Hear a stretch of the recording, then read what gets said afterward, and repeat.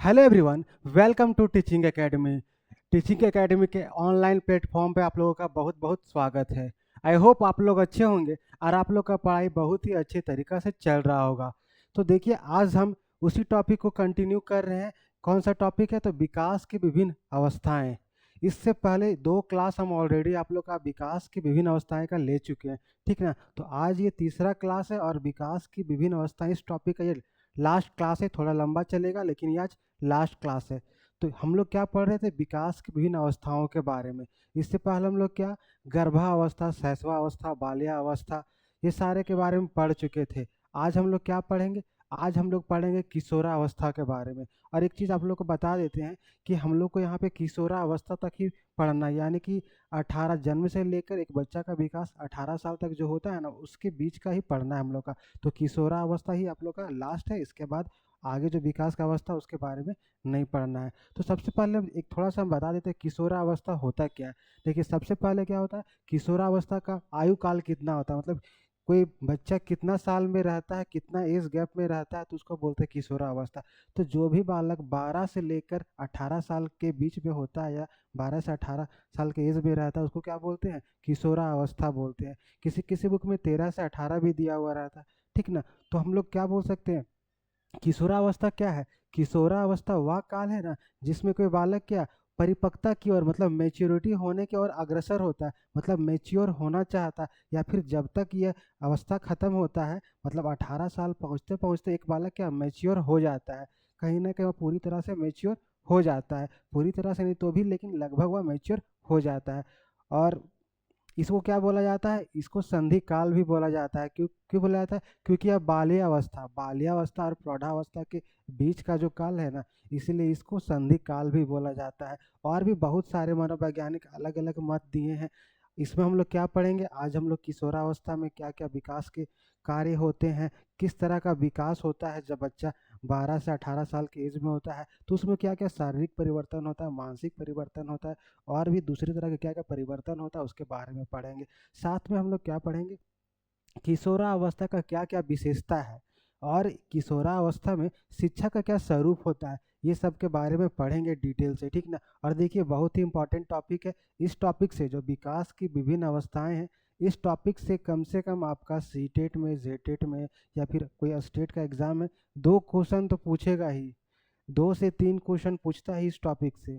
Minimum एक, average तो 2 question रहता है, 3 भी पूछ सकता है। सारा जो पढ़ा रहे अभी टॉपिक बहुत ही इंपॉर्टेंट है। तो चलिए हम लोग स्टार्ट करते हैं आज का क्लास को। देखिए, पहले हम लोग इधर पढ़ चुके थे, अब हम जहाँ से स्टार्ट पढ़ रहे हैं वहाँ से स्टार्ट करते हैं।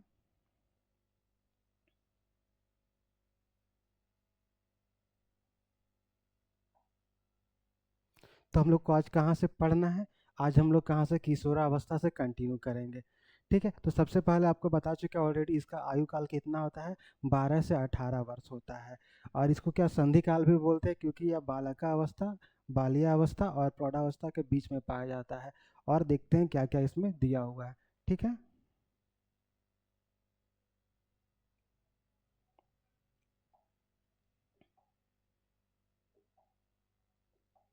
देखिए क्या बोल रहा है, किशोरावस्था में विकास, जब बालक,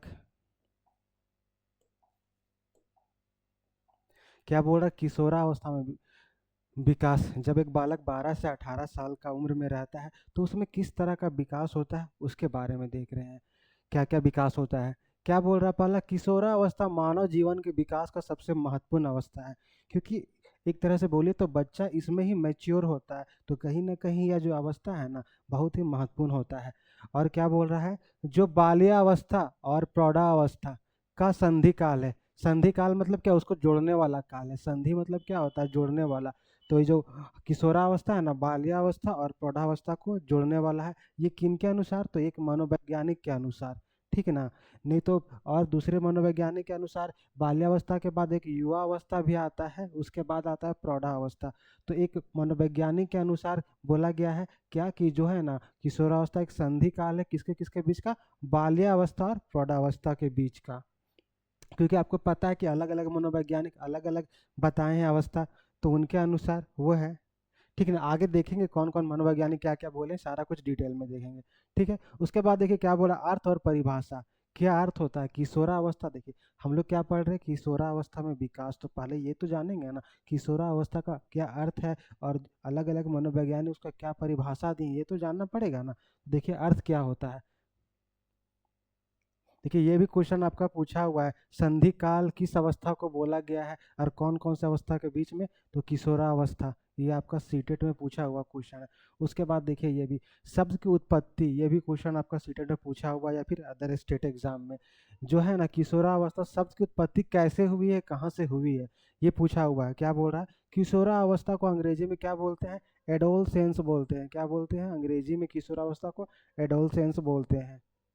जो लैटिन भाषा, किससे, तो लैटिन भाषा, लैटिन शब्द किससे, लैटिन शब्द एडोलिसियर किससे बना हुआ है, एडोलिसियर से बना हुआ। देखिए ये भी आपका पूछा हुआ है कि कौन से लैटिन शब्द से बना हुआ है। ये जो किशोरावस्था है उसको लैटिन में क्या बोलते हैं, तो ये जो एडोलिसियर है ना, ये आपका आंसर होगा। ये भी पूछा हुआ है आपका अदर स्टेट एग्जाम में।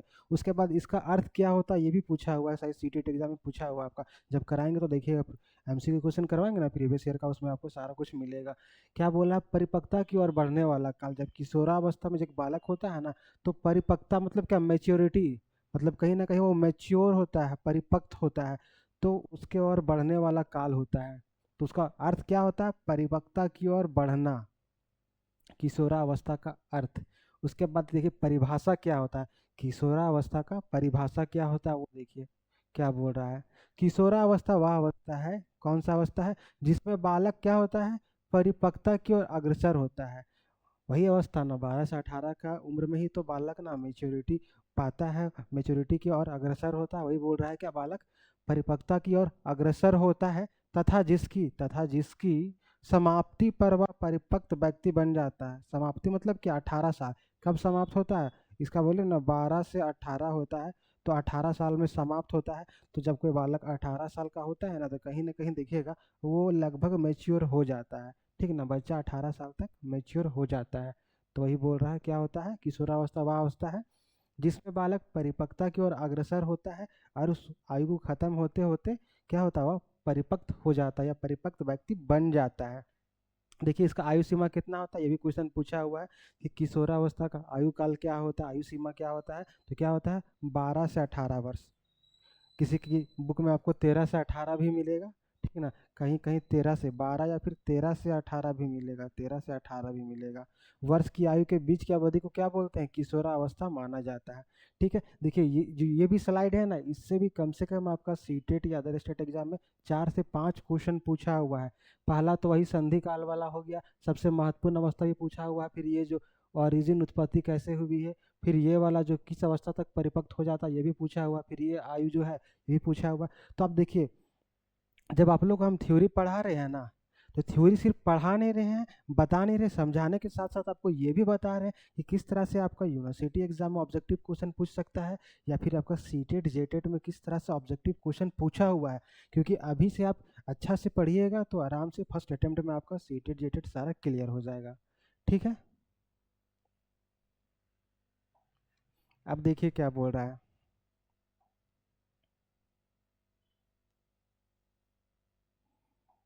क्या बोल रहा है उसके बाद, किशोरावस्था की प्रकृति।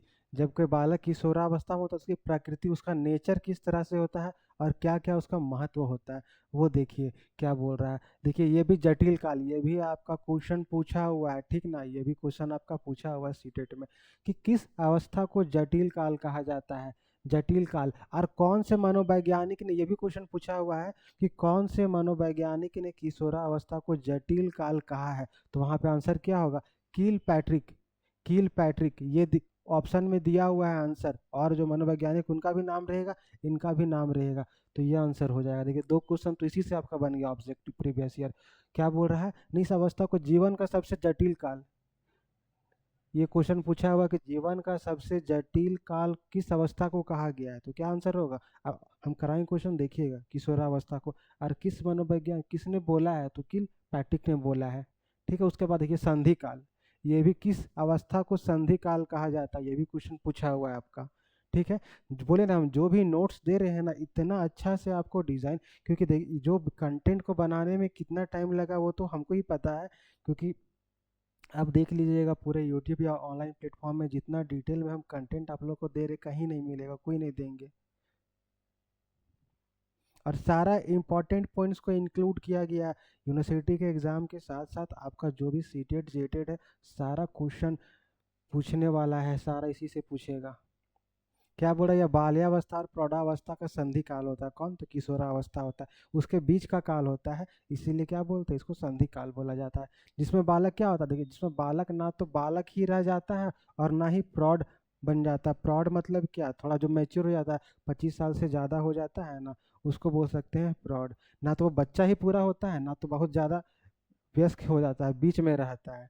ठीक है। उसके बाद देखिए क्या बोल रहा है, ये भी क्वेश्चन आपका पूछा हुआ है, ये भी आपका सीटेट सीटेट या फिर अदर टेट एग्जाम में ना पूछा हुआ है। क्या बोल रहा है, किस अवस्था को तनाव और तूफान का अवस्था कहा गया है? तो क्या डायरेक्ट आंसर हो जाएगा आपका किशोरावस्था को। उसके बाद ये भी पूछा हुआ है कि कौन, किनके अनुसार किशोरावस्था को तनाव और तूफान का अवस्था कहा गया है, या फिर किसने कहा है किशोरावस्था को तनाव और तूफान का अवस्था? तो क्या आंसर हो जाएगा, स्टेनली हॉल। ये भी क्वेश्चन आपका पूछा हुआ है। इनके अनुसार क्या बोल रहा है, किशोरावस्था प्रबल दबाव तथा तूफान एवं संघर्ष का काल है। ये भी पूछा हुआ है कि किस अवस्था को संघर्ष का काल कहा गया है। तो किस अवस्था को कहा गया है, मतलब संघर्ष का काल। देखिए, प्रबल दबाव मतलब क्या है कि जब बच्चा ना 12 से 18 साल के बीच में होता है तो कहीं ना कहीं उसको प्रेशर रहता है।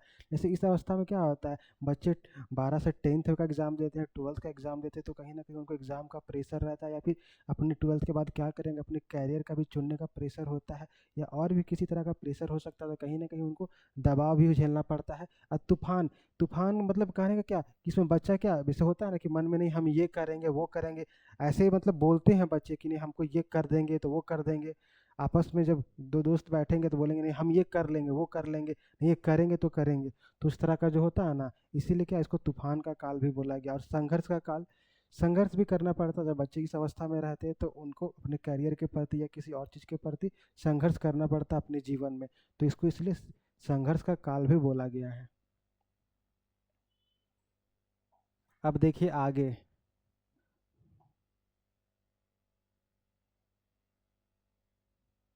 अब देखिए आगे क्या है। क्या बोल रहा है, किशोरावस्था में विकासात्मक कार्य। किशोरावस्था में किस किस तरह का विकास का कार्य होता है, बच्चा में किस तरह का विकास होता है, वो सब हम लोग अब देखेंगे। जब बच्चा 12 से 18 साल का होता है ना, तो उसमें किस किस तरह का विकास का कार्य होता है, क्या क्या बच्चा में चेंजेस होता है, क्या क्या उसमें शारीरिक परिवर्तन होता है, किस तरह का मानसिक परिवर्तन होता है, किस तरह का संवेगात्मक परिवर्तन होता है, किस तरह का चारित्रिक परिवर्तन होता है, मतलब किस तरह का परिवर्तन होता है, वो सारा कुछ हम लोग देखेंगे। ठीक है, एक एक करके देखिए क्या क्या होता है। ये सारा पॉइंट जो है ना बहुत ही इंपॉर्टेंट है। हर पॉइंट आपका किसी ना किसी एग्जाम में पूछा हुआ है, या फिर इससे क्वेश्चन पूछ सकता है। इसीलिए सारा को आप अच्छा से पढ़िएगा, ध्यान से पढ़िएगा। ठीक है, हम पहले से आप लोग को बता दे रहे कि ये सब पूछा हुआ, जो पूछा हुआ रहता है जितना भी देखिए क्लास में हम सारा बता दे रहे कि ये सब इससे क्वेश्चन पूछा हुआ। क्योंकि हम ऐसे ही सिर्फ बुक से ये नोट्स नहीं बना देते, कॉपी पेस्ट नहीं करते, बहुत सारा क्वेश्चन एनालाइज करने के बाद किस तरह से पूछा हुआ है, बहुत ही अच्छे एक प्रॉपर वे में बनाया हुआ है, आपको देखने से भी लग रहा होगा। ठीक है, देखिए अगला क्या है, किशोरावस्था में विकासात्मक क्या है, किस तरह के विकास के कार्य किशोरावस्था में होता है। ठीक है, तो किस तरह का कार्य होता है, क्या बोल रहा है, किशोरावस्था के अंतर्गत समाहित, मतलब उसके इंक्लूड क्या क्या किया गया, भिन्न भिन्न आयु वर्गों में विशिष्ट विकासात्मक कार्यों को समझना लाभप्रद होता है। अलग अलग तरह का जो कार्य होता है उसको समझना क्या होता है, लाभप्रद होता है, फायदेमंद होता है। क्योंकि इस अवस्था में विकास गतिशील और जटिल होता है। किस अवस्था में, तो किशोरावस्था में विकास क्या गतिशील होता है, क्योंकि विकास वो उसमें बच्चा का विकास होता है ना, अपना कैरियर के प्रति जाता है, तो कहीं ना कहीं वो विकासशील होता है और जटिल तो होता ही है। पहले ही बताएं, इसको जटिल का अवस्था बोला गया है, कॉम्प्लेक्स होता है। अब उसके बाद देखिए क्या बोल रहा है, पहला इसमें विकासात्मक कार्य में, जब बच्चा ना, जब बालक 12 से 14 साल के बीच में है, जब कोई बालक 12 से 14 साल का है, तो उसमें क्या क्या विकासात्मक कार्य होता है, ये देखिए।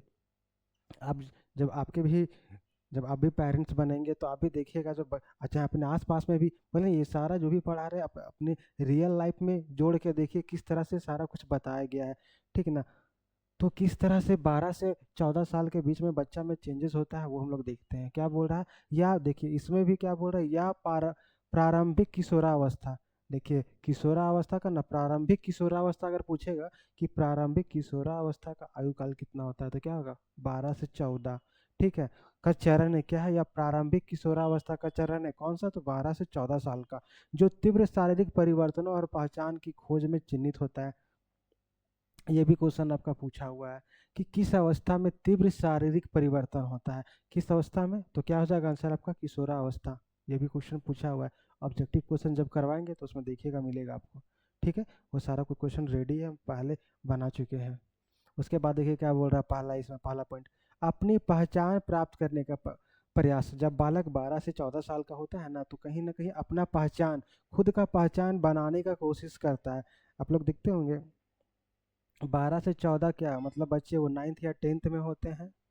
ठीक ना, 9th या 10th में जनरली होते हैं 12 से 14 साल में। तो अपना पहचान बनाने का कोशिश करते हैं कि नहीं चलो हमको पढ़ना है, पढ़ के हम टॉप करेंगे, कुछ कहीं ना कहीं उन लोग को इस तरह का भावना आता है, तो अपना पहचान बनाने का कोशिश करते हैं। क्लास में देखिएगा चाहे और कहीं बाहर अपने दोस्त के बीच में रहेंगे तो भी। उसके बाद क्या बोल रहा है, तीव्र शारीरिक परिवर्तन, बोले ना ये किस अवस्था में तीव्र शारीरिक परिवर्तन होता है, तो किशोरावस्था में पूछा हुआ क्वेश्चन है आपका। उसके बाद देखिए मन मौजी, इस अवस्था में क्या होता है, जब बच्चा होता है ना 12 से 14 साल में अपने मन का करता है, जो उसका मन बोलेगा वो करेगा। जहाँ उसको जाने का मन करेगा जाएगा, जो खाने का मन करेगा खाएगा, जो करने का मन करेगा वो करेगा, अपने मन के हिसाब से करेगा।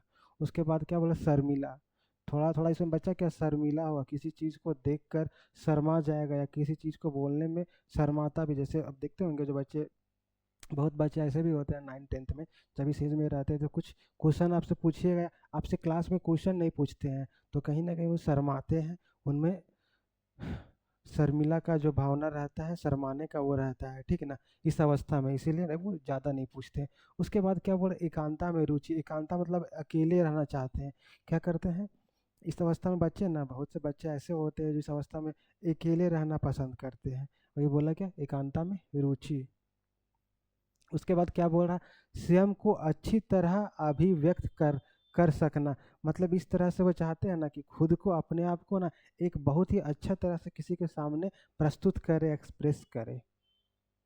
उसके बाद फिर क्या बोल रहा, भावनाओं के संप्रेषण के लिए शब्दों की अपेक्षा क्रिया का अधिक प्रयोग, मतलब भावना, जो उसका मन में भावना है, विचार है, उसको संप्रेषण मतलब बताने के लिए या किसी चीज़ को समझाने के लिए शब्द की अपेक्षा, शब्द मतलब जो बोलने की अपेक्षा क्या करता है, किसी काम पे ज़्यादा प्रेफरेंस देता है, किस पे, क्रिया का अधिक प्रयोग करता है, कुछ करके दिखाने पर अधिक ध्यान देता है। ऐसा नहीं कि सिर्फ बोल दे, कुछ करके दिखाने पर ज़्यादा वो ध्यान करता है, उसका प्रयोग करता है। उसके बाद फिर क्या बोल रहा, अगला पॉइंट, घनिष्ठ मित्रता महत्वपूर्ण होता है। किस अवस्था में, जब बालक 12 से 14 साल में होता है तो उसमें गहरी दोस्ती होता है अपने आसपास के लोगों या फिर क्लासमेट में, जहाँ भी वह रहता है तो कहीं ना कहीं वो सबसे क्या होता है, घनिष्ठ दोस्ती होता है। ये सब एक तरह से विशेषता है, आगे और विशेषता पढ़ेंगे। ठीक है ना, क्या क्या विकास का कार्य होता है वो देखिए। जब बच्चा 12 से 14 साल का है तो क्या क्या उसमें व्यवहार में चेंजेस होता है, किस तरह का उसमें विकास का कार्य होता है। उसके बाद क्या बोल रहा है, जब बच्चा 12 से 14 साल का होता है ना, समान उम्र के साथियों से प्रभावित होता है। कहीं ना कहीं होता है, जब बच्चा अपना अपने आसपास के अपने क्लासमेट के साथ रहता है तो उनका जो व्यवहार होता है उनसे प्रभावित होता है। वो जो बोलते हैं, अगर नहीं चाहता है करना, अगर उसके दोस्त बोलते हैं तो भी वह करता है। ठीक है ना, अगर गलत संगति में जाता है तो गलत काम करने लगता है, होता है। तो कहीं न कहीं समान उम्र के साथियों से वो प्रभावित होता है। उसके बाद क्या बोल रहा है, समान लिंगी मित्र व सामूहिक क्रियाकलाप। समान लिंगी मतलब क्या, जो एक लड़का है लड़का से दोस्ती करेगा, एक लड़की है लड़की से दोस्ती करेगा, और समूह में मतलब एक ग्रुप बनाकर किसी काम को करना है ना, तो सामूहिक क्रियाकलाप करते हैं। कुछ भी एक्टिविटी करना है तो साथ में ग्रुप बनाकर काम करते हैं। उसके बाद क्या बोल रहा है, माता पिता से कम स्नेह प्रदर्शन। स्नेह मतलब प्रेम, मतलब जो अपने माता पिता से होते हैं ना उतना लगाव नहीं रखते, उनसे थोड़ा प्यार मोहब्बत उतना ज़्यादा लगाव नहीं रखते हैं, थोड़ा दूरी बना के रखते हैं इस अवस्था में, उतना ज़्यादा प्रेम नहीं दिखाते अपने माता पिता के साथ। उसके बाद क्या बोल रहे हैं, माता पिता को गलत समझना। इस अवस्था में जब बालक होता है ना 12 से 14, तो अपने माता पिता को गलत समझते हैं। क्यों गलत समझते हैं, कि कभी कभी जैसे वो पढ़ना नहीं चाहता है, उनके मम्मी पापा बोलेंगे नहीं तुमको पढ़ना है, नहीं पढ़ता है, कैसे एग्जाम में पास करेगा, तो कभी ना कहीं वो अपने माता पिता को गलत सोचने लगता है। या फिर कहीं जाना चाहता है, अगर नहीं जाने देते हैं तो बोलते हैं नहीं ऐसे है वैसे, कुछ गलत सोचते हैं, कुछ गलत बोलते हैं। उसके बाद क्या बोल रहा है, वर्तमान पर अधिक ध्यान देना। जब बच्चा 12 से 14 साल का होता है तो क्या जो करंट में चल रहा है, जो करंट सिचुएशन होता है ना, उस पे ध्यान देते हैं ज़्यादा। फ्यूचर में क्या होगा उसके बारे, फ्यूचर के बारे में कुछ नहीं सोचते हैं, फिर प्रेजेंट में क्या होगा उसके बारे में कुछ नहीं सोचते, बस जो करंट में प्रेजेंट में क्या चल रहा है उसके बारे में सोचते हैं। उसके बाद देखिए क्या बोल रहा है, स्वयं के ऊपर कोई मुसीबत ना समझना। मतलब इस 12 से 14 साल में वैसे बच्चा को कुछ चीज़ का टेंशन नहीं रहता है, ठीक है ना, सब कुछ फैमिली वाले करते हैं, तो अपने आप को किसी चीज़ का मुसीबत नहीं समझते हैं। उसके बाद क्या बोल रहा है, नियमों व मादक पदार्थों के साथ प्रयोग। देखिए ये भी क्वेश्चन आपका पूछा हुआ है। ये सब जो पॉइंट है ना, ये भी कि किस अवस्था में अपने माता पिता से कम स्नेह प्रदर्शन करता, तो किशोरावस्था। फिर अपने माता पिता को गलत समझता है, किस अवस्था में एक बालक गलत समझता है तो क्या हो जाएगा, किशोरावस्था। फिर ये भी पूछा हुआ है, नियमों व मादक पदार्थ, ये बीच बीच से चारों ऑप्शन दिया हुआ है, पूछेगा कौन इनमें से इसका गलत है, कौन सा विशेषता किशोरावस्था का गलत है, ये सारा विशेषता दिया हुआ रहेगा। एक पूछेगा जैसे हाँ है तो बोल देगा नहीं है, तो वो पूछा हुआ है क्वेश्चन है, ये ऑब्जेक्टिव बहुत, यही सबसे ऑब्जेक्टिव क्वेश्चन बनाया हुआ है, पूछा हुआ है। क्या बोल रहा है, नियमों व मादक पदार्थों के साथ प्रयोग। देखिए बच्चा ऐसा भी होता है ना, जब कुछ नियम या कुछ बोला जाता है तो वो रूल को फॉलो नहीं करता, या फिर कुछ चीज़ का नशा करने लगता है गलत संगति में जाने के बाद। जब बच्चे उस एज में होते हैं 12 से 14 साल में, तब कुछ कुछ बच्चे ऐसा करते हैं, ऐसा होता है। उसके बाद क्या बोलते हैं, अव्यवहारिक चिंतन। अव्यवहारिक मतलब जो प्रैक्टिकल में पॉसिबल ना हो ना, उस तरह का चिंतन करने लगते हैं, इमेजिन करने लगते हैं, सोचने लगते हैं। जो हो नहीं सकता या जो दिखाई नहीं देता उस तरह का चिंतन करने लगते हैं, सोचने लगते हैं वो सब चीज़ के बारे में। अब देखिए आगे देखते हैं।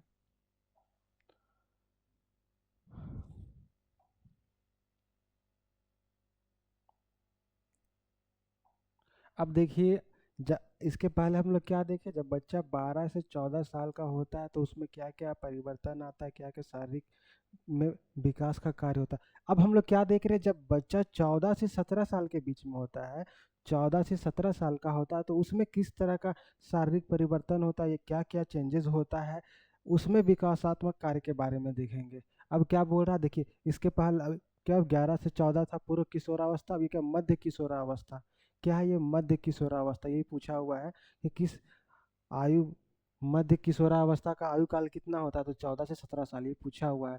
बोल रहा है यह मध्य किशोरावस्था का चरण किसका है, तो मध्य किशोरावस्था का चरण है जो स्वतंत्रता की खोज क्या करता है, आजाद रहने का खोज करता है, जोखिम भरे व्यवहार और बौद्धिक रुचियों के विकास से चिन्हित होता है। किससे जाना जाता है, तो इसमें बच्चा ना जब 14 से 17 साल का होता है तो खुद को स्वतंत्र रहना, मतलब उसको कोई कुछ बोलने वाला ना हो, मना करने वाला ना हो, अपना मन का करने वाला, उस तरह से चाहता है बालक रहने के लिए। फिर जोखिम भरा कुछ रिस्क वाला काम करना चाहता है, और बौद्धिक रुचि मतलब वही संज्ञानात्मक जो विकास होता है ना, उस तरह का विकास इसमें देखा जाता है। उसके बाद क्या बोल रहा है, क्या क्या देखिए उसमें, पहला पॉइंट क्या बोल रहा है, स्वयं को कार्य में शामिल करना। जब बच्चा ग्रुप में काम करता है तो क्या करता है, खुद को उसमें इंक्लूड करता है, इन्वॉल्व करता है, स्वयं को काम में शामिल करता है।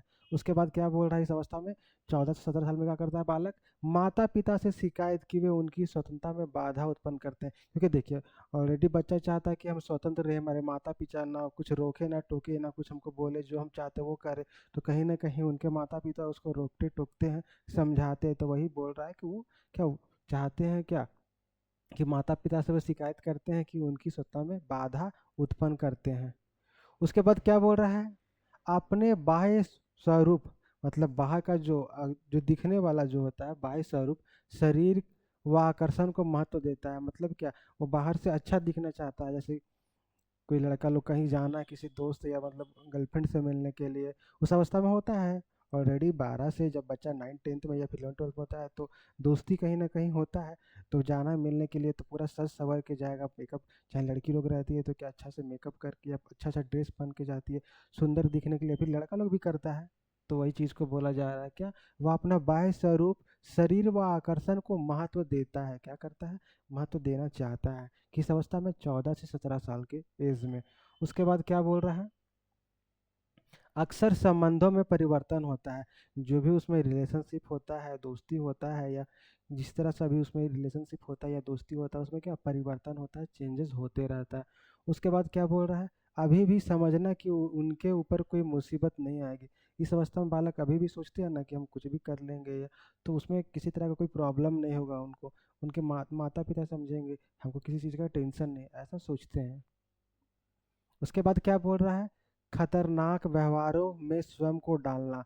मतलब वो जो खतरनाक काम होता है ना, जो जोखिम भरा काम होता है ना, उस काम को करने लगते हैं 21 अवस्था में। तो ये किशोरावस्था में, किशोरावस्था में कौन सा आयु में, तो 14 से 17 साल में। उसके बाद फिर क्या बोल रहा है, माता पिता के प्रति गुणवत्ता विहीन धारणा। मतलब माता पिता को सही नहीं बोलते हैं, उनको उनको वैल्यू नहीं देते हैं, वो एक तरह से बोल सकते हैं। तो ये सब का भावना विकसित होता है कब, जब बच्चा एक 14 से 17 साल का होता है तब। और फिर यही होता है कि जब धीरे धीरे बिगड़ जाता है, इसी का बिगड़ जाता है, तो बाद में अपने माता पिता का बात को नहीं मानता, फैमिली में जो बोलेंगे किसी का बात को नहीं मानता, क्या करता है, बात को नहीं मानता है। उसके बाद देखिए क्या बोल रहा है, नए मित्र बनाने का प्रयास। इस एज में जब बच्चा रहता है तो नया दोस्त, चाहे को मतलब लड़की से दोस्ती करना है तो किसी नए लड़की से दोस्ती करने का मन करता है, या फिर कोई लड़का से दोस्ती करना है तो नए लड़का से दोस्ती करने का मन करता है कि नहीं करता है, करता है। आप खुद अगर इस एज में रहे होंगे, चाहे आप देखिएगा अपने आसपास में, या फिर आप टीचर बनिएगा तो उसके बाद भी देखिएगा, जब स्टूडेंट आप स्कूल में जाइएगा, जब हम लोग जाते थे पढ़ाने के लिए तो उस टाइम भी देखते थे, होता है, ठीक ना। उसके बाद क्या बोल रहा है, परिस्पर्धात्मक व चुनिंदा साथी समूह। इसमें मतलब जो बालक है ना, वैसा दोस्त को चुनना चाहता है जिससे क्या, उसको कंपटीशन वाला भावना हो साथ में। मतलब कोई तेज है तो तेज के साथ दोस्ती करना चाहता है, कोई ज़रूरी नहीं है, लेकिन चाहता है कि तेज बच्चा हमसे दोस्ती करे, जो अच्छे बच्चे से दोस्ती करते हैं। और साथ में जो अच्छे अच्छे बच्चे हैं उनसे दोस्ती करना, कि नहीं वह पढ़ाई में मेरा हेल्प करे, चाहे किसी और चीज़ में हेल्प करे, तो उस तरह का दोस्ती करने का इसमें क्या होता है, भावना उत्पन्न होता है। किस अवस्था में, जब बच्चा 14 से 17 साल में होता है, किशोरावस्था में होता है, मध्य किशोरावस्था में। उसके बाद क्या बोल रहा है, खिन्नता की अवधि। खिन्नता मतलब क्या, ये जो दुखी, जो मतलब क्या, वो आनंदहीन, मतलब उसमें उदास रहता है, दुख रहता है, उस तरह का ये अवधि होता है। कभी कभी किसी चीज़ का इस अवस्था में, मतलब किसी दोस्त से बात नहीं होने लगा, मान लीजिए वो अपने गर्लफ्रेंड से बात कर रहा, बात नहीं होने लगा, तो कहीं कहीं वह दुखी भी होता है। इस अवस्था में होता है कि नहीं होता है, आप लोग को भी पता होगा, होता है, ठीक ना। उसके बाद देखिए क्या बोल रहा है, बौद्धिक रुचियाँ महत्वपूर्ण होता है। इसमें क्या होता है, जो इंटेलेक्चुअल इंटरेस्ट होता है ना, वह सब क्या इसके लिए महत्वपूर्ण हो जाता है एक बच्चा के लिए। उसके साथ क्या बोल रहा है, स्नेह और भावावेश की भावना, प्यार और मोहब्बत की भावना का जो इसमें होता है ना, वो भावना आने लगता है इस अवस्था में। किस अवस्था में, तो 14 से 17 के साल में। उसके बाद फिर क्या बोल रहा है, सिद्धांतों का विकास। इसमें ना जब बच्चा 14 से 17 साल का होता है तो उसमें अपना अलग अलग सिद्धांत विकसित हो जाता है, कि नहीं इस तरह से करेंगे, कि नहीं हम जो बोल रहे हैं वही सही है, जो वो बोल रहा है वही सही। इस तरह का भावना कभी कभी बच्चा में विकसित होता है, जब किस एज में, 14 से 17 साल में होता है तब, ठीक है। उसके बाद देखिए क्या बोल रहा है, रोल मॉडलों का चयन। इसमें क्या होता है ना, बच्चा अपना रोल मॉडल चुनता है। जैसे बोलते हैं ना कि अपना मेरा बेस्ट क्रिकेटर कौन है, तो मेरा रोहित शर्मा या शुभम गिल। इस तरह से अब मेरा बेस्ट हीरो कौन है, रणबीर कपूर, या बेस्ट हीरोइन कौन है, आलिया भट्ट। तो इस तरह का भावना ना बच्चा में उत्पन्न होता है, किस अवस्था में, तो किशोरावस्था में। कि कौन सा किशोरावस्था, मध्य किशोरावस्था। तो कौन, उसका आयु काल कितना है, 14 से 17 साल। देखिए सारा कुछ हम आप लोग को बताते जा रहे हैं आप लोग को। उसके बाद क्या बोल रहा है, चेतना के अधिक नियमित प्रमाण। इसमें मतलब किसी ज़्यादा चेतना, मतलब ज़्यादा सीरियस रहता है किसी चीज़ को करने में ना, तो सीरियस रहता है वो सब क्या, अधिक प्रमाण मिलता है। मतलब किसी कार्य को करने पर तत्पर रहता है, सीरियस रहता है कि नहीं हमको ये काम करना है। तो ये सब का भी भावना होता है जब बच्चा इस एज में रहता है। तो इसमें भी होता है कि नहीं हमको ये काम करना, किसी काम को करने पर वो हमेशा रेडी रहता है, तत्पर रहता है। उसके बाद फिर क्या बोल रहा है, अच्छी तरह से लक्ष्य निर्धारण। जब इस एज में बच्चा होता है तो देखिए 10th के बाद 12th में जाता है, तो आगे कैरियर में क्या करना है ये सब के बारे में तो लक्ष्य का निर्धारण करेगा ना। तो इस अवस्था में बालक कहीं ना कहीं अपने लक्ष्य को निर्धारित करता है, क्या करता है, निर्धारित करता है। उसके बाद ही क्या बोल रहा है, नैतिक तर्क में रुचि। इस अवस्था में बालक क्या नैतिक तर्क वितर्क भी करने लगता है, सोचने समझने लगता है, आसपास में क्या सही है क्या गलत है, कोई किसी के साथ गलत कर रहा है या सही है, ये सब के बारे में भी सोचने लगता है। क्या करता है? सोचने लगता है। तो देखिए सारा पॉइंट जो भी हम आपको इसमें बताए हैं, ये सारा पॉइंट ऑब्जेक्टिव क्वेश्चन में आपका पूछा हुआ है कि कौन सा विशेषता नहीं, या फिर पूछ सकता है, सारा नहीं पूछा हुआ, कुछ कुछ इससे बीच से पूछा हुआ, लेकिन आप पढ़िएगा तब तो, और एग्जाम में आने वाला टाइम में पूछ सकता है। ठीक है ना? तो सारा जो है इम्पोर्टेंट है। अब चलिए आगे देखते हैं, आगे का एज में क्या है। अब देखिए आगे कौन सा एज है। अब बोल रहा है 17 से 19। जब बालक एक 17 से 19 साल का होता है ना, जब बालक 17 से 19 साल का होता है, तो उसमें किस तरह का परिवर्तन होता है, कौन कौन सा विकास का कार्य होता है, उसके बारे में देखते हैं। किसके बारे में? उसके बारे में देखेंगे। अब देखिए क्या बोल रहा है। जब बालक क्या, तीसरा है, 17 से 19 वर्ष में विकासात्मक कार्य, कौन कौन से विकास के कार्य एक बालक का क्या क्या विकास का काम होता है 17 से 19 साल में। तो इसको क्या देखिए, सबसे पहले पूर्व किशोरावस्था था, कितना था? 12 से 14 था पूर्व किशोरावस्था। फिर मध्य किशोरावस्था 14 से 17, फिर उत्तर किशोरावस्था आ गया 17 से 19 आ गया। ठीक है, 17 से 19। इसमें क्या बोल रहा है, पहला पॉइंट देखिए, पक्की पहचान, मतलब जो अपना आइडेंटिटी है ना, सही तरीका से नहीं कि हम ये है तो वो है, इस तरह का अपना पहचान बनाने का कोशिश करता है, सीरियस वाला। ठीक है, उसके बाद क्या, संतुष्टि पर नियंत्रण, जो किसी चीज़ का जो सेटिस्फेक्शन होता है ना, उसमें नियंत्रण करने के लिए सीखता है, उसमें कंट्रोल करने के लिए सीखता है। उसके बाद देखिए क्या बोला, आर पार का विचार, मतलब आर पार का विचार मतलब बोल सकते हैं कि थोड़ा दूर का सोचने वाला, सोचने लगता है बहुत दूर के बारे में, जो पॉसिबल ना हो उसके बारे में भी सोचने लगता है कि हम ये करेंगे वो करेंगे। तो ये बोल सकते हैं क्या, उसको आर पार का विचार। उसके बाद क्या बोल रहा है, शब्दों में भावनात्मक अभिव्यक्तिकरण, जो शब्द बोलते हैं ना, अपना फीलिंग्स को वर्ड्स में क्या करते हैं, एक्सप्रेस करते हैं, उस तरह का भावना इस बच्चे में विकसित होता है। कब? जब बच्चा एक 17 से 19 साल का होता है।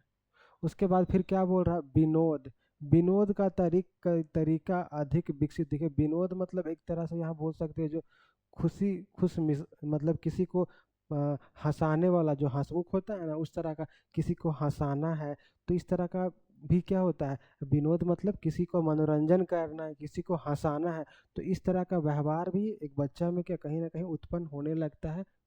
तो वही बोल रहा है कि विनोद का तरीका अधिक विकसित होता है, किसी चीज़ को हंसाने का या मजाक करने का।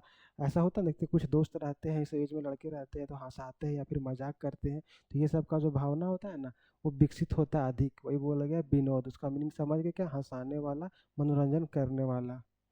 फिर क्या बोल रहा है, रुचियों में स्थायित्व, जो उसका रुचि होता है ना, उसमें स्टेबिलिटी आ जाता है कि नहीं हमको ये पसंद है तो वही पसंद है, उसको पसंद करने लगता है, स्टेबिलिटी आ जाता है, उसका जो इंटरेस्ट होता है उसमें।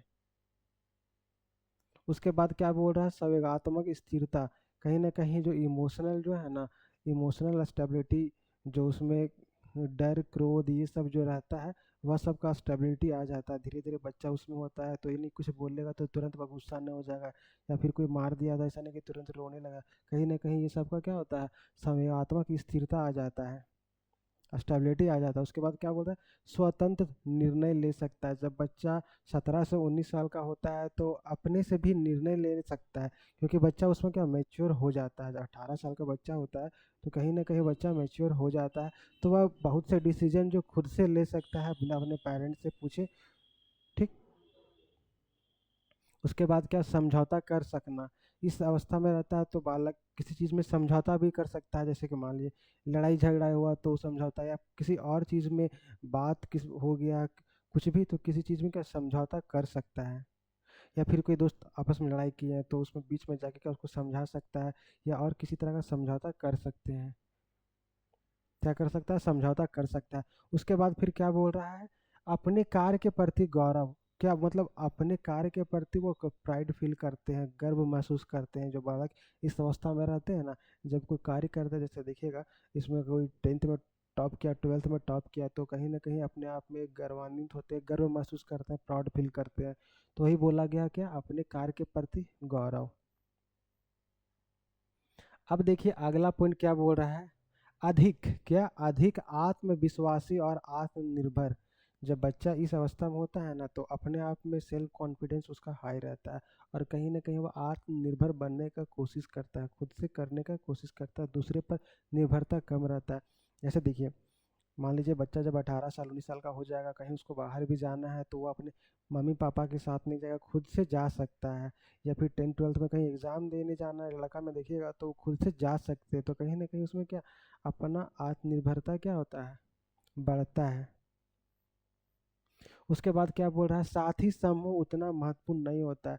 जब बच्चा, इसके पहले वाला में क्या था कि महत्वपूर्ण था, लेकिन जब बच्चा 17 से 19 साल में रहता है तो जो साथी समूह है ना, धीरे धीरे उतना उसको महत्व नहीं देता है, उसमें दोस्ती कम हो जाता है। उसके बाद क्या बोल रहा है, अन्यों के लिए, दूसरों के लिए अधिक चिंता। जब बच्चा 17 से 19 साल में होता है तो कहीं ना कहीं दूसरों के लिए चिंता करता है।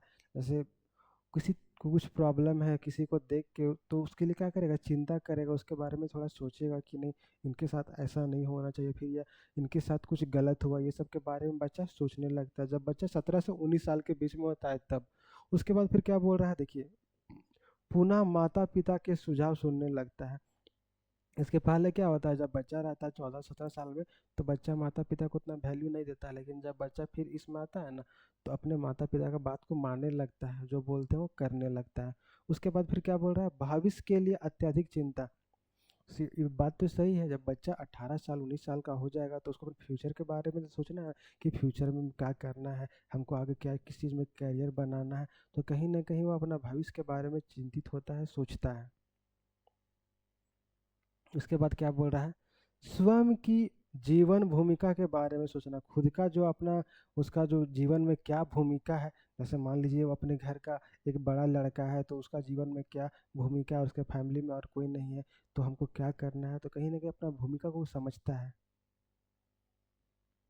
उसके बाद क्या बोल रहा है, संबंधों में गंभीरता। मतलब जो भी होता है ना, किसी के साथ वो रिलेशनशिप में है, तो क्या उसमें क्या गंभीरता लाता है, मतलब नहीं कि वो सीरियस हो जाता है थोड़ा, ऐसे कि ऐसे ही नॉर्मल नहीं है, किसी के साथ दोस्ती करता है तो थोड़ा सीरियस होकर रहता है, सीरियस वाला फीलिंग रहता है। उसके बाद फिर क्या बोल रहा है, लाभदायक अंतर्दृष्टि। अंतर्दृष्टि मतलब इनसाइट्स, जो उसका दृष्टि लाभदायक, मतलब अपना फायदा को भी देखता है। कहीं ना कहीं जब बच्चा इस अवस्था में रहता है तो अपना फायदा के बारे में सोचता है, अपना फायदा को देखता है, क्या करता है, अपना फायदा को देखता है। उसके बाद क्या बोल रहा है, देखिए, लक्ष्य निर्धारित कर उन्हें प्राप्त करने का प्रयास करता है। क्या करता है, जब बच्चा इस अवस्था में रहता है ना, जब बच्चा 17 से 19 साल में रहता है, तो अपना क्या अपने लाइफ का गोल सेट करता है। नहीं कि हमको 12th में टॉप करना है, नहीं हमको 12th के बाद ये नीट निकालना है, जेई निकालना है। इस तरह का बच्चा क्या करता है कि नहीं करता है, करता है, तो अपना एक गोल सेट करता है, उसको प्राप्त करने का कोशिश करता है, उसके लिए क्या तैयारी करता है। देखते होंगे अपने आसपास में बहुत सारे बच्चे जब इसमें रहते हैं, 12th के बाद क्या तैयारी करते हैं कि नहीं, अपना गोल डिसाइड करते हैं, या फिर उसके फैमिली वाले बोलते हैं तो उसको पाने का कोशिश करते हैं। उसके फिर उसके बाद फिर क्या बोल रहा है, सामाजिक संस्थाओं और सांस्कृतिक परंपराओं को स्वीकार करना। कहीं ना कहीं जब बच्चा इस एज में रहता है तो उसके समाज में क्या चल रहा है, उसके संस्कृति में क्या होता है, उसको एक्सेप्ट करता है और उस तरह से करने का कोशिश करता है कि नहीं करता। आप देखते होंगे अपने आसपास में, जब बच्चा इस एज में रहता है तो ये बोले ना, जितना भी बता रहे सारा प्रैक्टिकल है, बस आपको देखना है अपने आसपास में सारा को अपने रियल लाइफ से ऐड करके, इसको जोड़ करके देखना है, तो आपको ज़्यादा समझ में आएगा।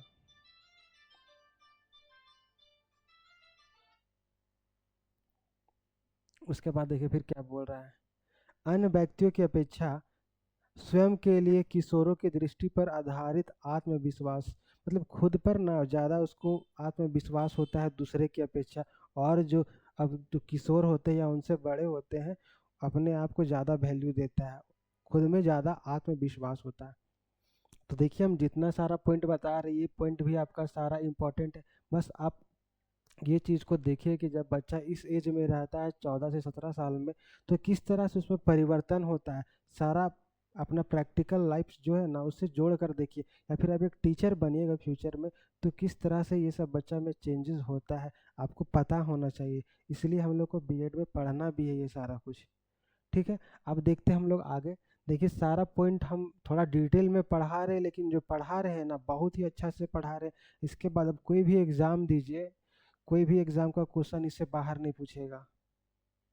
या फिर आपको लग रहा है कि बहुत ज़्यादा डिटेल में पढ़ा रहे हैं, तो मेन मेन जो पॉइंट है उसको पढ़ लीजिए। उसके अंदर का जो है वो सारा कुछ आप नहीं पढ़ सकते हैं, लेकिन हम डिटेल से पूरा अच्छा से पढ़ा रहे हैं, एक भी क्वेश्चन इससे बाहर नहीं पूछेगा। और जितना भी लिखवा रहे हैं इसमें लिखा हुआ है सारा किसी न किसी एग्ज़ाम में इम्पॉर्टेंट है, पूछा हुआ या फिर पूछ सकता है। अब देखते हैं आगे क्या बोल रहा है।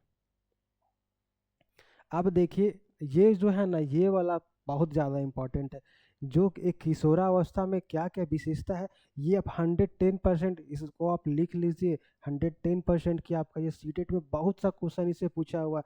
कोई भी टेट का exam, C TET, J TET या फिर UP TET, Rajasthan TET, Haryana TET, कोई भी एग्जाम दीजिए, इसका जो विशेषता है ना उससे भर भर के क्वेश्चन पूछा हुआ है। डायरेक्ट जो ये पॉइंट दिया हुआ है ना यही सबसे क्वेश्चन पूछा हुआ है, बहुत ज़्यादा क्वेश्चन। तो इसका जो विशेषता है किशोरावस्था का बहुत ही इंपॉर्टेंट है, बहुत सारा क्वेश्चन पूछा हुआ है। इसको ठीक से सारा पॉइंट को आप माइंड में रखिएगा, सारा कुछ अच्छे से कीजिएगा।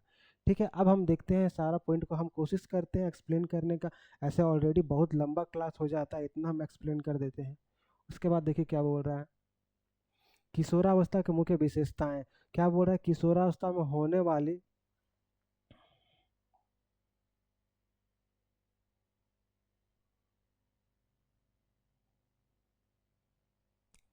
देखिए क्या बोल रहा है, किशोरावस्था में होने वाले शारीरिक, मानसिक, सामाजिक, संवेगात्मक तथा नैतिक विकास की प्रमुख विशेषताएं निम्नलिखित है। उसके बाद फिर क्या बोल रहा है, ये जो क्या क्या विशेषता होता है ये सब तो हम ऑलरेडी आप लोग को पहले ही क्लास में बता चुके हैं, कितना बार बताए हैं क्या होता है संवेगात्मक विकास, नैतिक विकास। तो वो हम बार बार हर क्लास में तो नहीं ना बताएंगे, ऑलरेडी बता चुके हैं। उसके बाद फिर देखिए एक मनोवैज्ञानिक कौन है, अस्टेनली, अस्टेनली के अनुसार, अस्टेनली हॉल के अनुसार किशोरावस्था एक नया जन्म है। किसके अनुसार एक नया जन्म है, क्योंकि इसी क्योंकि इसी उच्चतर, इसी में क्या उच्चतर और श्रेष्ठतर मानव विशेषताओं के दर्शन होते हैं। देखिए ये भी स्टेटमेंट आपका दिया हुआ है, क्वेश्चन पूछा हुआ किन, ये स्टेटमेंट दिया हुआ है और पूछा हुआ कि ये किन का कथन है, तो किन का कथन है, अस्टेनली हॉल का कथन है। उसके बाद देखिए क्या बोल रहा है, अब इसमें पहला विशेषता की क्या क्या है, शारीरिक एवं मानसिक विशेषताएं। जो किशोरावस्था में हम लोग देख रहे हैं शारीरिक और मानसिक विशेषताएं, तो उसमें पहला क्या है, शारीरिक और मानसिक विशेषताएं में पहला हम देखेंगे शारीरिक विकास। जब बच्चा 12 से 18 साल का होता है, बच्चा किशोरावस्था में होता है, तो उसमें किस तरह के शारीरिक परिवर्तन होते हैं, उनके शरीर में क्या क्या चेंजेस आते हैं, उनका शरीर का इंटरनल पार्ट में क्या चेंजेस आता है और एक्सटर्नल पार्ट में क्या चेंजेस आता है, ये सारा कुछ हम लोग देखेंगे। तो चलिए देखते हैं क्या बोल रहा है, आंतरिक, आंतरिक तथा बाह्य शारीरिक परिवर्तन अत्यंत महत्वपूर्ण होता है, इस अवस्था में तो होता ही है। उसके बाद देखिए क्या बोल रहा है, लड़कों की आवाज़ भारी होने लगती है जबकि लड़कियों की आवाज़ मधुर होने लगती है। देखिए ये भी क्वेश्चन आपका पूछा हुआ है कि किस अवस्था में लड़कों का आवाज़ भारी होने लगता है या फिर लड़कियों का आवाज़ मधुर होने लगता है। तो क्या हो जाएगा आंसर आपका, किशोरावस्था में।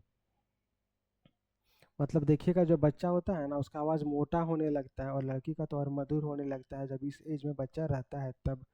फिर क्या बोल रहा है, चलने फिरने का अंदाज बदलने लगता है। चलने फिरने का अंदाज बदलता है कि नहीं बदलता, आप लोग अपने आसपास खुद देखते होंगे। बोले तो रियल लाइफ से जोड़िए, अपने इस एज में जब लड़का या लड़की होते हैं तो चलने फिरने का ढंग बदल जाता है। तो वही बोल रहा है क्या होता है, चलने फिरने का जो अंदाज है ना बदलने लगता है। उसके बाद क्या होता है, हड्डियों में लचीलापन कम होने लगता है। लचीलापन कम होने लगता है और क्या, मांसपेशियां दृढ़ होने लगता है। नहीं देखते किसी का शरीर मतलब कठोर हो जाता है इस अवस्था में, देखते बहुत से लड़के या लड़की का शरीर आपको लगेगा कि नहीं पूरा ये मैच्योर हो गया, शरीर पूरा अच्छा से लगेगा कि नहीं, बहुत ज़्यादा मतलब जैसे बोलते हैं क्या, उसको गठिया जाता है शरीर किसी का, पूरा एकदम लगता है कि नहीं मजबूत हो गया पूरा देखने से। तो उस तरह का भी चेंजेस किस में होता है, इसी में होता है। कौन सा अवस्था में, किशोरावस्था में। उसके बाद क्या बोल रहे हैं, लड़कों में पुरुषोचित और लड़कियों में महिला संबंधी विकास होता है। मतलब एक तरह से बोल सकते हैं कि लड़का में लड़का से बात करने का, दोस्ती करने का, और लड़की में लड़की से दोस्ती करने का, उससे संबंध बनाने का क्या होता है, ये सब का विकास होता है। और उसके बाद फिर ये भी होता है जो विषमलिंगी, वो भी बताएंगे आगे। विषमलिंगी आकर्षण भी होता है कि एक लड़का एक लड़की से दोस्ती करता है, एक लड़की लड़का से, वो भी आगे बताएंगे। उसके बाद देखिए क्या होता है, ये अभी किस में हम पढ़ रही है, शारीरिक विकास में क्या क्या परिवर्तन होता है उसके बारे में पढ़ रहे हैं। जो ये पॉइंट लिखा हुआ है ना, इससे भी क्वेश्चन आपका पूछा हुआ मेन मेन पॉइंट से। फिर क्या बोल रहा है, मस्तिष्क, हृदय, श्वसन, पाचन अंगों और स्नायु तंत्र। स्नायु तंत्र मतलब क्या, नर्व सिस्टम का विकास परिपक्व हो जाता है। जो इंटरनल पार्ट रहता है जो एक बालक का, जो इंटरनल पार्ट उसका मतलब मस्तिष्क, ब्रेन क्या मैच्योर हो जाता है। फिर उसका जो हार्ट होता है वो भी कहीं ना कहीं मैच्योर हो जाता है। श्वसन, पाचन तंत्र, ये सारा कुछ क्या परिपक्व हो जाता है, मैच्योर हो जाता है। उसके बाद क्या बोल रहा है, यह विकास उत्परिवर्तनीय। उत्परिवर्तन मतलब क्या, जिसको बदला जा सकता है, जिसमें परिवर्तन लाया जा सकता है, तथा निरंतरता के सिद्धांत पर होता है। किस पर, मतलब उसमें बदलाव भी लाया जा सकता है और कंटिन्यू भी होता है। निरंतरता, कंटिन्यूअस थ्योरी पे चलता है, ठीक ना। तो देखिए ये पहला विशेषता था किसका, किशोरावस्था का पहला विशेषता। अब देखिए आगे देखते हैं।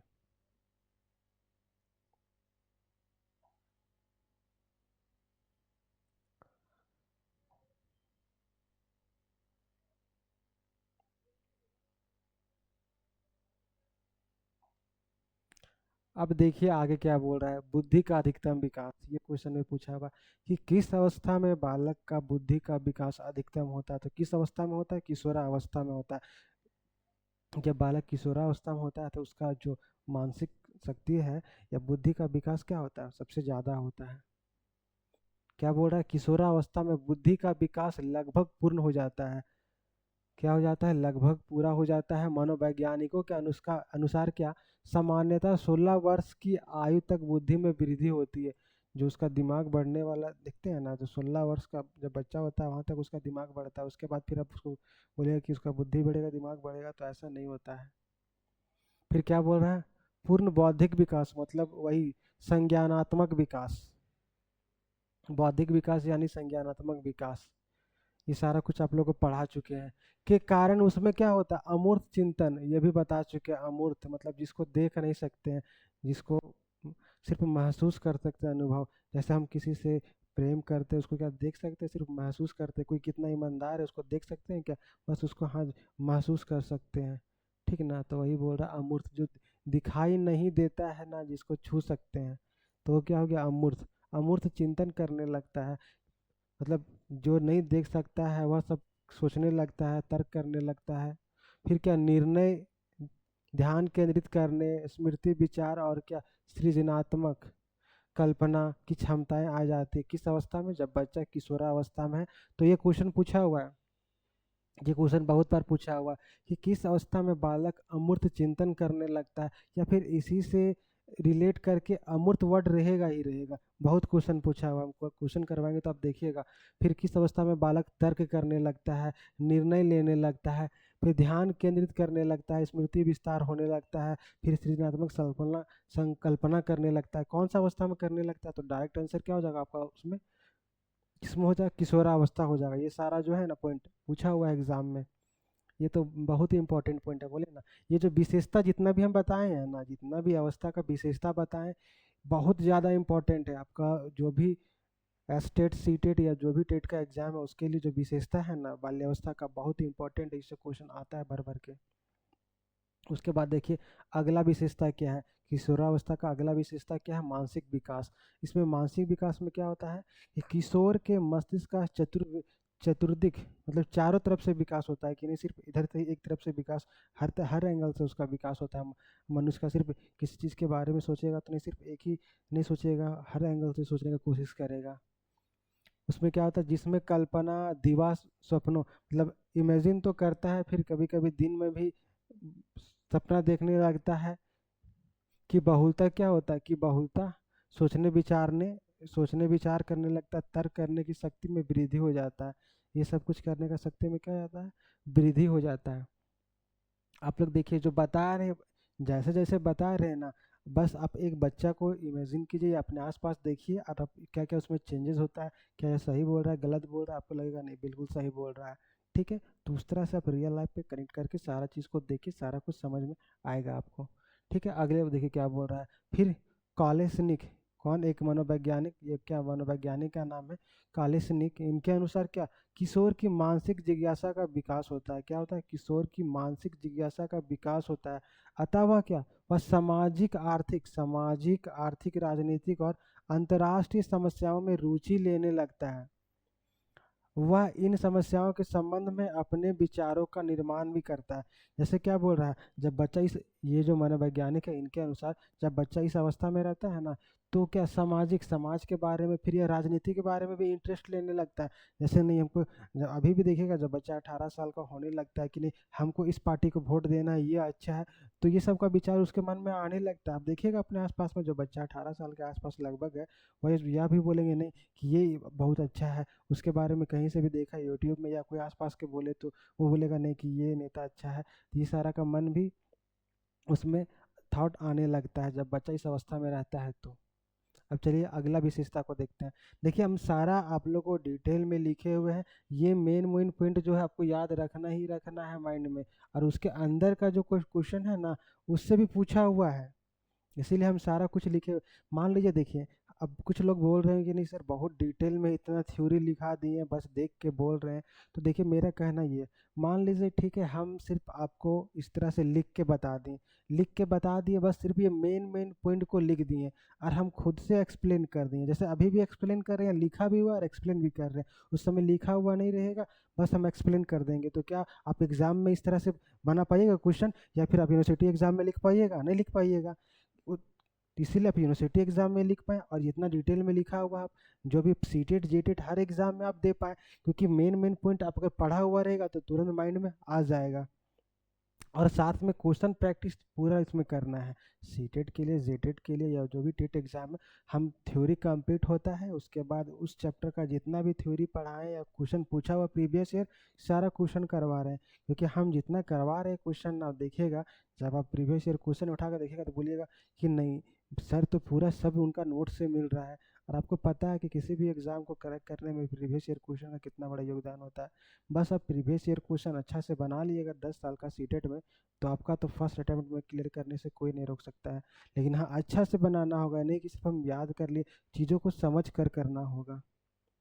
ठीक है, देखिए हाँ कुछ चीज़ को याद रखना पड़ेगा, वो बात देखिए, क्योंकि बोलते हैं ना किसी चीज़ को समझने के लिए कुछ चीज़ को याद रखना ज़रूरी है, और कुछ चीज़ याद रहेगा तभी वो चीज़ को आप समझ में आएगा। अगर मान लीजिए जो हम पहले पढ़ाए हैं वो चीज़ कल आप क्लास देखें, उनको आपका माइंड में कुछ भी नहीं है, तो क्या आज जो पढ़ाएंगे समझ में आएगा? नहीं आएगा। इसीलिए समझने के लिए याद रखना ज़रूरी है।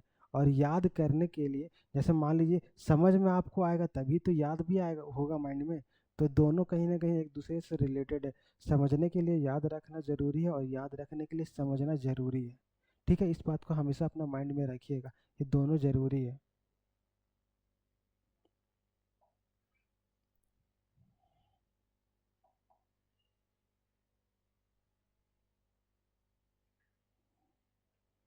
अब देखिए क्या बोल रहा है, कल्पना का बाहुल्य, मतलब इसमें बच्चा क्या कल्पना करने लगता है, इमेजिन करने लगता है, ज़्यादा कल्पना करने लगता है, बहुत दूर का सोचने लगता है।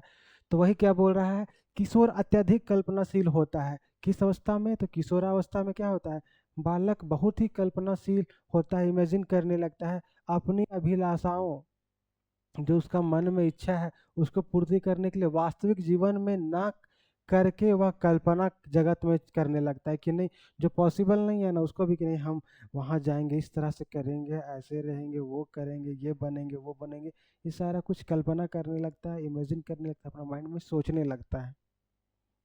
उसके बाद क्या बोल रहा है, कल्पना की प्रबलता के कारण, ये भी क्वेश्चन पूछा हुआ कि किस अवस्था में बालक का कल्पना शक्ति बहुत ही मजबूत हो जाता है। तो किस हो जाएगा, कौन सा? तो किशोरावस्था हो जाएगा आंसर। फिर क्या बोल रहा है, कल्पना की प्रबलता के कारण दिवा स्वप्न, दिन में सपना देखने की प्रवृत्ति होती है, जिससे वह कभी कभी क्या अंतर्मुखी हो जाता है। क्या हो जाता है? अंतर्मुखी हो जाता है, दुखी हो जाता है। फिर क्या बोल रहा है, कल्पना प्रवृत्ति के कारण, मतलब जो इतना इमेजिन कर रहा है उसके कारण सही उन्नयन, सही तरह से उसका जो विकास एक तरह से बोल सकते हैं, द्वारा उनमें क्या कलात्मक शक्ति का विकास होता है। कला मतलब किसी चीज़ को करने का जो कला होता है ना, तरीका होता है, तो वो सब का भी शक्ति का क्या होता है इसमें विकास होता है। जिससे वे कवि, कलाकार और नाटककार बन जाते हैं। क्या होते हैं? कवि, कलाकार और नाटककार बन जाते हैं। अगर ये सब का जो विकास उसमें होता है ना, तो इसी का कारण है कि वो क्या कभी कभी कवि बन जाते हैं, नाटककार बन जाते हैं या फिर कलाकार बन जाते हैं।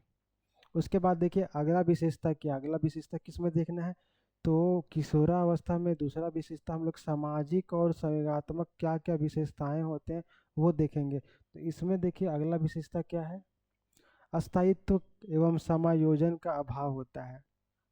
अस्थायित्व मतलब स्टेबिलिटी, किसी चीज़ को स्टेबल कर लेना कि मान लेना, वो चीज़ का अभाव होता है। और समायोजन का मतलब किसी दूसरे के साथ एडजस्ट करने का। जैसे मान लीजिए कहीं दूसरे इस एज में जो बच्चे रहेंगे ना, अगर अपने घर से बाहर जाते हैं पढ़ने के लिए, तो बहुत बच्चे ऐसे भी होते हैं, देखिएगा कि नहीं वहाँ जहाँ जाएंगे वो मन नहीं लगेगा, खुद को उस इन्वायरमेंट अपने आप को एडजस्ट नहीं कर पाते हैं। तो वही बोला है क्या, उसमें क्या होता है, अस्थायित्व और समायोजन का अभाव होता है। फिर क्या बोल रहा है, किशोरावस्था की मन स्थिति अस्थिर होता है। क्या होता है, जो उसका मन होता है अस्थिर होता है, चंचल होता है, भटकते रहता है इस अवस्था में। और उसमें तेजी से परिवर्तन होता है। क्या, तेजी से परिवर्तन होता है, जिसके कारण वह क्या करता है, जिसके कारण वह पर्यावरण से समायोजित करने में असमर्थ होता है। पर्यावरण से जो संतुलन बनाने में क्या असमर्थ होता है। उसके बाद फिर क्या बोल रहा है, रॉस के अनुसार, किनके अनुसार, रॉस एक मनोवैज्ञानिक है ने किशोरावस्था को शैशव काल की पुनरावृत्ति कहा है। ये भी क्वेश्चन आपका पूछा हुआ। शैश किसने किशोरावस्था को शैशवावस्था की पुनरावृत्ति कहा है, किनका मत है या किनका विचार या किनके द्वारा बोला गया, ऐसा क्वेश्चन पूछा हुआ है। तो क्या आंसर हो जाएगा, रॉस हो जाएगा। और भी मनोवैज्ञानिक का नाम दिया हुआ रहेगा, साथ में रॉस का भी दिया हुआ रहेगा, तो आंसर क्या होगा, रॉस हो जाएगा। देखिए विशेषता इंपॉर्टेंट है, आप लोग को समझ में आ रहा होगा। अगर आप लोग को समझ में नहीं तो कमेंट कीजिए समझ में आ रहा है कि नहीं आ रहा है। चलिए थोड़ा सा पानी पी लेते हैं।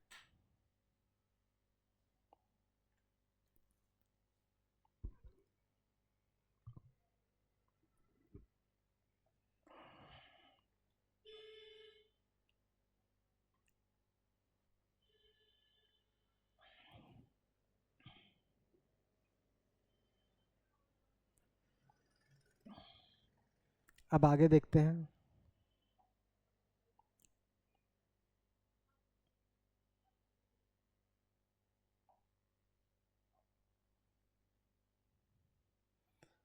देखिए क्या बोल रहा है, व्यवहार विभिन्नता। जब बच्चा इस अवस्था में रहता है ना, तो उसका व्यवहार में क्या होता है, विभिन्नता होता है। हर बालक का एक जैसा बिहेवियर नहीं होता है, बहुत कोई का व्यवहार में अलग अलग अपना थिंकिंग रहता है, विभिन्नता पाया जाता है, अलग अलग रहता है। तो ये बोल रहा है किशोर में आवेगों और संवेगों, आवेग और संवेग मतलब बोल सकते हैं जो क्रोध, प्रेम, ये सब का जो भावना होता है ना, या कुछ गुस्सा, प्रेम, ये सब का बड़ी प्रबलता होती है, जिससे वह क्या विभिन्न अवसरों पर विभिन्न प्रकार का व्यवहार करता है। जैसे कभी क्या अत्यधिक क्रियाशील तो कभी अत्यधिक आलसी हो जाता है। मतलब कभी कभी कि बहुत ज़्यादा एक्टिव हो जाता है, कभी कभी बहुत ज़्यादा केयरलेस हो जाता है।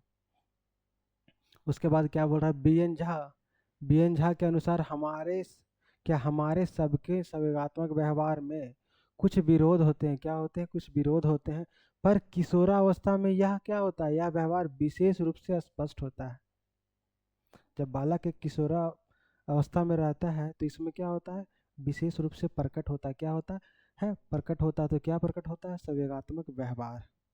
उसके बाद देखिए फिर अगला विशेषता क्या बोल रहा है, अगला विशेषता मानसिक स्वतंत्रता और विद्रोह की भावना। जब बच्चा इस अवस्था में रहता है, किशोरा अवस्था में, तो कहीं ना कहीं अपना माइंड को फ्री रखना चाहता है। तो अपना माइंड में टेंशन नहीं लेना चाहता, किसी चीज़ का बोझ नहीं लेना चाहता कि नहीं हमको ये करना है वो करना है। और साथ में क्या होता है, विद्रोह की भावना। मतलब एक तरह से बोल सकते हैं कि विद्रोह या फिर आंदोलन करने की भावना, किसी के प्रति बोलने का इच्छा रखना। तो फिर क्या बोल रहा है, मानसिक स्वतंत्रता की भावना। क्या मानसिक स्वतंत्रता की भावना बहुत प्रबल होता है किस अवस्था में। देखिए ये भी क्वेश्चन पूछा हुआ कि किस अवस्था में मानसिक स्वतंत्रता की भावना प्रबल होता है, बहुत प्रबल होता है। तो क्या आंसर होगा, किशोरा अवस्था। उसके बाद क्या बोल रहा है, किशोर बड़ों के आदेश, परंपराओं और अंधविश्वासों के बंधन में न ना रहकर स्वतंत्र रहना चाहता है। क्या होता है, जैसे उनको जो बड़े बोल रहे हैं कि नहीं तुम ऐसा करेगा तो ऐसा हो जाएगा, मतलब जो अंधविश्वास है वो सबको विश्वास नहीं करता है, और क्या उससे स्वतंत्र रहना चाहता है। जैसे आप खुद देखिएगा, एग्जाम्पल अपने आसपास में देखते होंगे, जब बच्चा 18 साल का होता है, आप उसको बोलिएगा कि नहीं यहाँ पे मत जाओ, ऐसे हो जाएगा उस तरह हो जाएगा, कि नहीं यहाँ पे जाएगा इस यहाँ पे भूत रहता है, या फिर किसी और चीज़ का यहाँ जाएगा तो इस तरह का हो जाएगा, तो इस चीज़ को मानेगा नहीं, मानेगा, बोलेगा नहीं कुछ नहीं होता हम जाएंगे। तो इस तरह का व्यवहार करता है बच्चा। उसके बाद क्या बोल रहा है, नियंत्रण या प्रतिबंध लगाए जाने पर वह विरोध करता है। इस अवस्था में ये भी होता है कि अगर उसको बोलिएगा बच्चा को नहीं कि तुम, मतलब बालक अगर रहेगा कि उतना 18 साल का रहेगा, आप अगर पेरेंट्स है, अगर उसको मना कीजिएगा नहीं तुमको नहीं जाना अपने दोस्त के साथ घूमने के लिए, तो बोलेगा नहीं हमारे सारे दोस्त जा रहे हैं हम क्यों नहीं जाएंगे, हम भी जाएंगे, जाएंगे तो जाएंगे, जिद करने लगता है। तो ये सब का जो अर्थ भावना किस में विकसित होता है, तो ये सारा कुछ मानसिक स्वतंत्रता के अंदर आता है। ठीक है। उसके बाद क्या बोल रहा है, समूह को महत्व देता है। जब बच्चा इस अवस्था में होता है ना, तो जो उसके साथ में जो दोस्त रहते हैं उनको महत्व देने लगता है, साथी समूह रहते हैं उसको महत्व देने लगता है, उनका बात को मानता है। जैसे मान लीजिए 5-6 दोस्त सारे जा रहे हैं और इसको घर वाला नहीं जाने बोल रहा, तो बोलेंगे उसका दोस्त कि नहीं चलो हम लोग सब जा रहे हैं तुम भी चलो, तो क्या करेगा, उसको महत्व देगा, उसका बात को मानेगा, फिर अपना फैमिली में बोलेगा कि नहीं हमारे सारे दोस्त बोल रहे जाने के लिए, हमको भी जाने दीजिए, पापा जाने दीजिए, मम्मी जाने दीजिए। तो इस तरह का व्यवहार करता है। आप लोग देखते ही होंगे अपने आसपास, करता है कि नहीं करता है, बिल्कुल करता है। उसके बाद देखिए क्या बोल रहा है, किशोर जिस समूह का सदस्य होता है, मतलब जिस भी ग्रुप में वह रहता है अपने साथी समूह में, उसको वह अपने परिवार और विद्यालय से अधिक महत्वपूर्ण समझता है। मतलब अपना जो उसका होता ही है जब इस अवस्था में रहता है ना, तो जैसे मान लीजिए, बस एग्जांपल देने, रियल लाइफ एग्जांपल, बच्चा जब 18 साल का रहेगा तो मान लीजिए उसको किसी लड़की से दोस्ती या फिर किसी लड़की का किसी लड़का से दोस्ती या बात करता है, तो उसके बारे में अपने फैमिली वाला को नहीं बताएगा, लेकिन जो उसका जो क्लोज फ्रेंड है उसको बताएगा। ये एग्जांपल है, रियल लाइफ एग्जांपल है कि नहीं, होता है, तो होता है वही चीज़ के बारे में यहाँ बताया गया है। ठीक है। उसके बाद क्या बोल रहा है, वह समूह के दृष्टिकोण को चुनता है। जो समूह जैसा बोलेंगे, जो उसका ग्रुप वाले फ्रेंड बोलेंगे वैसा ही करेगा, उन्हीं के अनुसार अपने व्यवहार, रुचि और इच्छाओं आदि में परिवर्तन करता है। क्या करता है, उसी के अनुसार परिवर्तन करता है। एक मिनट, हम हेलो, अच्छा देखिए हम क्लास ले रहे हैं, 15 मिनट और चलेगा उसके बाद करते हैं। हाँ 15 मिनट और चलेगा मेरा।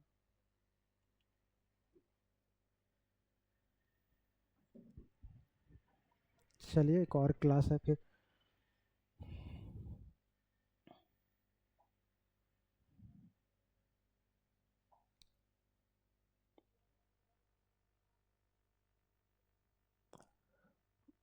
अब देखिए अगला विशेषता क्या है, घनिष्ठ व व्यक्तिगत मित्रता। मतलब वह अपने व्यक्ति अपने आसपास का दोस्त से क्या करेगा, दोस्ती करेगा, और बहुत घनिष्ठ वाला दोस्ती करेगा, बहुत गहरा दोस्ती करेगा, सीरियस वाला दोस्ती करेगा। तो क्या बोलता है, किशोर एक या दो बालकों से घनिष्ठ संबंध रखता है।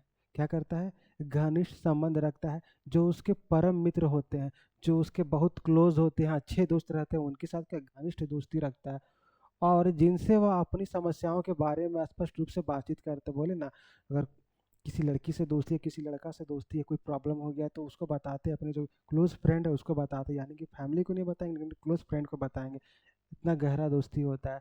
वही बोल रहा है, एक मनोवैज्ञानिक कौन है, वैलेंटाइन के अनुसार घनिष्ठ और व्यक्तिगत मित्रता उत्तर किशोरावस्था की विशेषता है।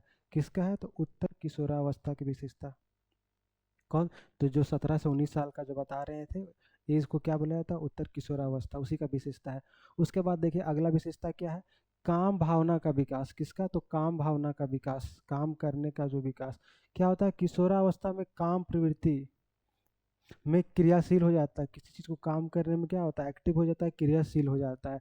उसके बाद क्या बोल रहा है, बाल्यावस्था में समलिंगीय समलिंगीय प्रेम भावना विषमलिंगीय प्रेम भावना में बदल जाती है। मतलब इस अवस्था में जब बच्चा रहेगा ना, आपको बताए थे, जब बच्चा 18 साल के आसपास रहेगा, तो लड़का लड़का से दोस्ती है तो उससे दोस्ती, लड़के किससे दोस्ती करेगा, लड़की से दोस्ती करेगा, और जब लड़की लड़की से दोस्ती है तो वो किससे दोस्ती करेगी, लड़का से दोस्ती करते हैं। ऐसा अक्सर होता है, आप लोग अपने आसपास देखते होंगे। ठीक है, हम ज़्यादा नहीं बताएंगे। ठीक है, इतना आप लोग समझ रहे हैं खुद। उसके बाद फिर क्या बोल रहा है, लड़के लड़कियों से और लड़कियां लड़कों से संपर्क या संबंध स्थापित करने का प्रयास करते ही करते हैं। ये अपने आसपास में आप देखते होंगे, जब बच्चे 18 साल के हो जाते हैं, ट्वेल्थ में रहते हैं, या फिर इसमें क्या कुछ लोग ग्रेजुएशन में भी रहते हैं, तो क्या लड़का लड़की में दोस्ती हो जाता है, पार्क में घूमने जाते हैं फिर, या फिर कहीं और बाहर घूमने के लिए जाते हैं, या कुछ लोग तो रिलेशनशिप में भी आ जाते हैं। होते कि नहीं होते? होते हैं। तो वही चीज़ को यहाँ बताया गया, इस अवस्था में होता है।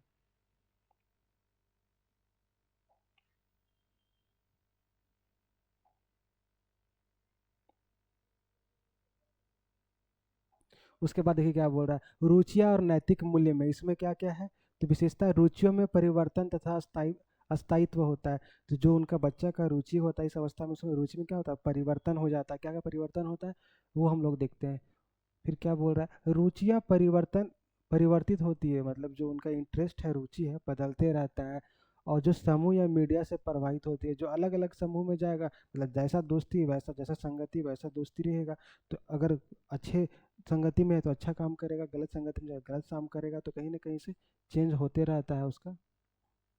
फिर क्या बोल रहा है, विषमलिंगी मित्रता का रुझान अधिक होता है। इस अवस्था में क्या मतलब, लड़का लड़की के प्रति ज़्यादा रहता है, उसमें इंटरेस्ट रखता है। किशोर किशोरियां एक साथ पर्यटन समाज सेवा कार्य करना पसंद करते हैं। मतलब लड़का लड़की एक साथ कुछ भी काम करना है तो साथ में काम करने के लिए पसंद करते हैं। जैसे सेल फोन, इंटरनेट, कंप्यूटर के प्रति विशेष रुझान होता है। इस अवस्था में ये भी देखते होंगे, जब बच्चा 18 साल के होते हैं तो मोबाइल में बहुत बिजी होते हैं, या फिर फेसबुक चलाते हैं, व्हाट्सएप चला रहे हैं, यूट्यूब में वीडियो देख रहे हैं, रील्स देख रहे हैं, ऐसा करते ही करते हैं। फिर कंप्यूटर भी चलाते हैं, जिनको कंप्यूटर में इंटरेस्ट होता है क्या करते हैं, कंप्यूटर भी चलाने लगते हैं। उनमें क्या होता है, विशेष रुझान होता है। उसके बाद देखिए अगला विशेषता क्या है, आत्मसम्मान की भावना, सेल्फ रिस्पेक्ट की भावना।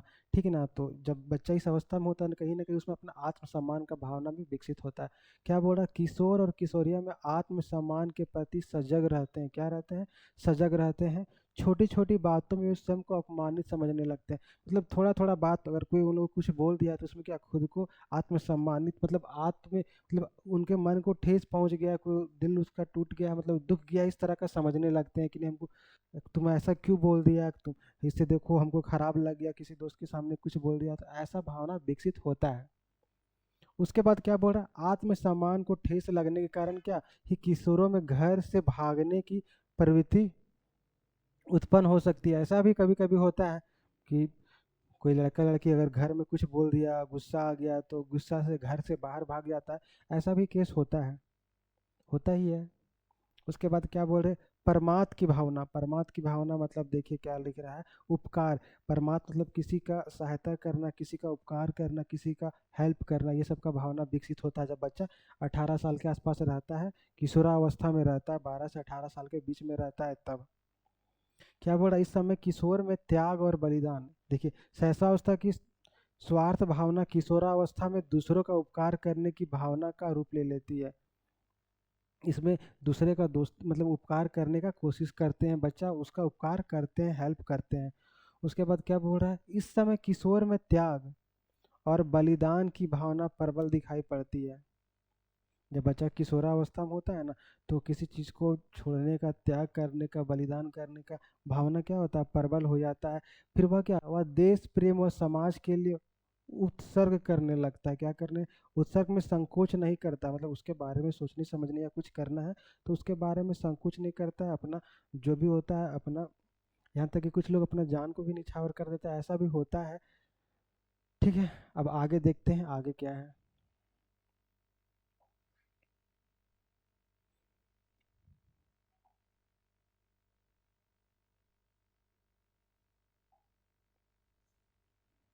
एक मिनट रुकिए। देखिए फिर अगला क्या है, वीर पूजा। इसमें क्या होता है, पहले ऑलरेडी हम बता चुके हैं। वीर पूजा मतलब किसी हीरो को अपना आइडियल मानेंगे, किसी हीरोइन को अपना आइडियल मान, किसी क्रिकेटर को अपना आइडियल मानेंगे कि नहीं, विराट कोहली मेरा फेवरेट क्रिकेटर है, रणबीर कपूर मेरा फेवरेट हीरो है, आलिया भट्ट मेरी फेवरेट हीरोइन है। तो वो सबका ही इसमें क्या होता है, वीर पूजा। ये भी क्वेश्चन पूछा हुआ, ये क्वेश्चन आपका पूछा हुआ, करवाएंगे प्रीवियस ईयर में, बहुत क्वेश्चन पूछा हुआ। ये सब जो भावना है ना, ये जितना बोले ना, जितना विशेषता बता रहे हैं आप किशोरावस्था में, सारा विशेषता बहुत ज़्यादा इंपॉर्टेंट है, सबसे क्वेश्चन पूछा हुआ। ये क्वेश्चन डायरेक्ट ऑप्शन में रहेगा, आपको मिलेगा कि किस अवस्था में वीर पूजा की भावना उत्पन्न होता है एक बच्चा में, तो क्या हो जाएगा, डायरेक्ट आंसर किशोरावस्था हो जाएगा। इस अवस्था में वीर पूजा की प्रवृत्ति बहुत प्रबल हो जाती है। किशोर किशोरिया इतिहास, फिल्म, पत्रिकाओं आदि के किसी चरित्र से प्रभावित होकर वैसा ही आचरण करने का प्रयास करता है। मतलब बोलते हैं ना कि नहीं ये मेरा बेस्ट है, उसके जैसा हम भी करेंगे, जो वो इतने सुंदर दिखती है तो हम भी उसके जैसा ड्रेस पहनेंगे, वो मेरी बेस्ट है, आइडियल है, उस तरह से यहाँ पे बिहेव करता है बच्चा। उसके बाद क्या बोला है, धार्मिक भावना, कहीं ना कहीं धर्म के प्रति भी बच्चा में भावना होता है, वो भी पूजा पाठ करने लगता है जब इस अवस्था में रहता है बालक, क्योंकि छोटा में तो उतना उसको पता नहीं रहता है, लेकिन जब इस एज में आ जाता है 12 से 18 साल में, तो बच्चा कहीं ना कहीं अपने धर्म के प्रति भी सोचने लगता है, वो पूजा पाठ करने लगता है। तो क्या बोल रहा है, किशोरावस्था में धार्मिक भावना बड़ी प्रबलता हो जाती है इस अवस्था में। वह अपनी सफलता और असफलता का कारण ईश्वर की मर्जी मानता है और धार्मिक कृत्यों में रुचि लेता है।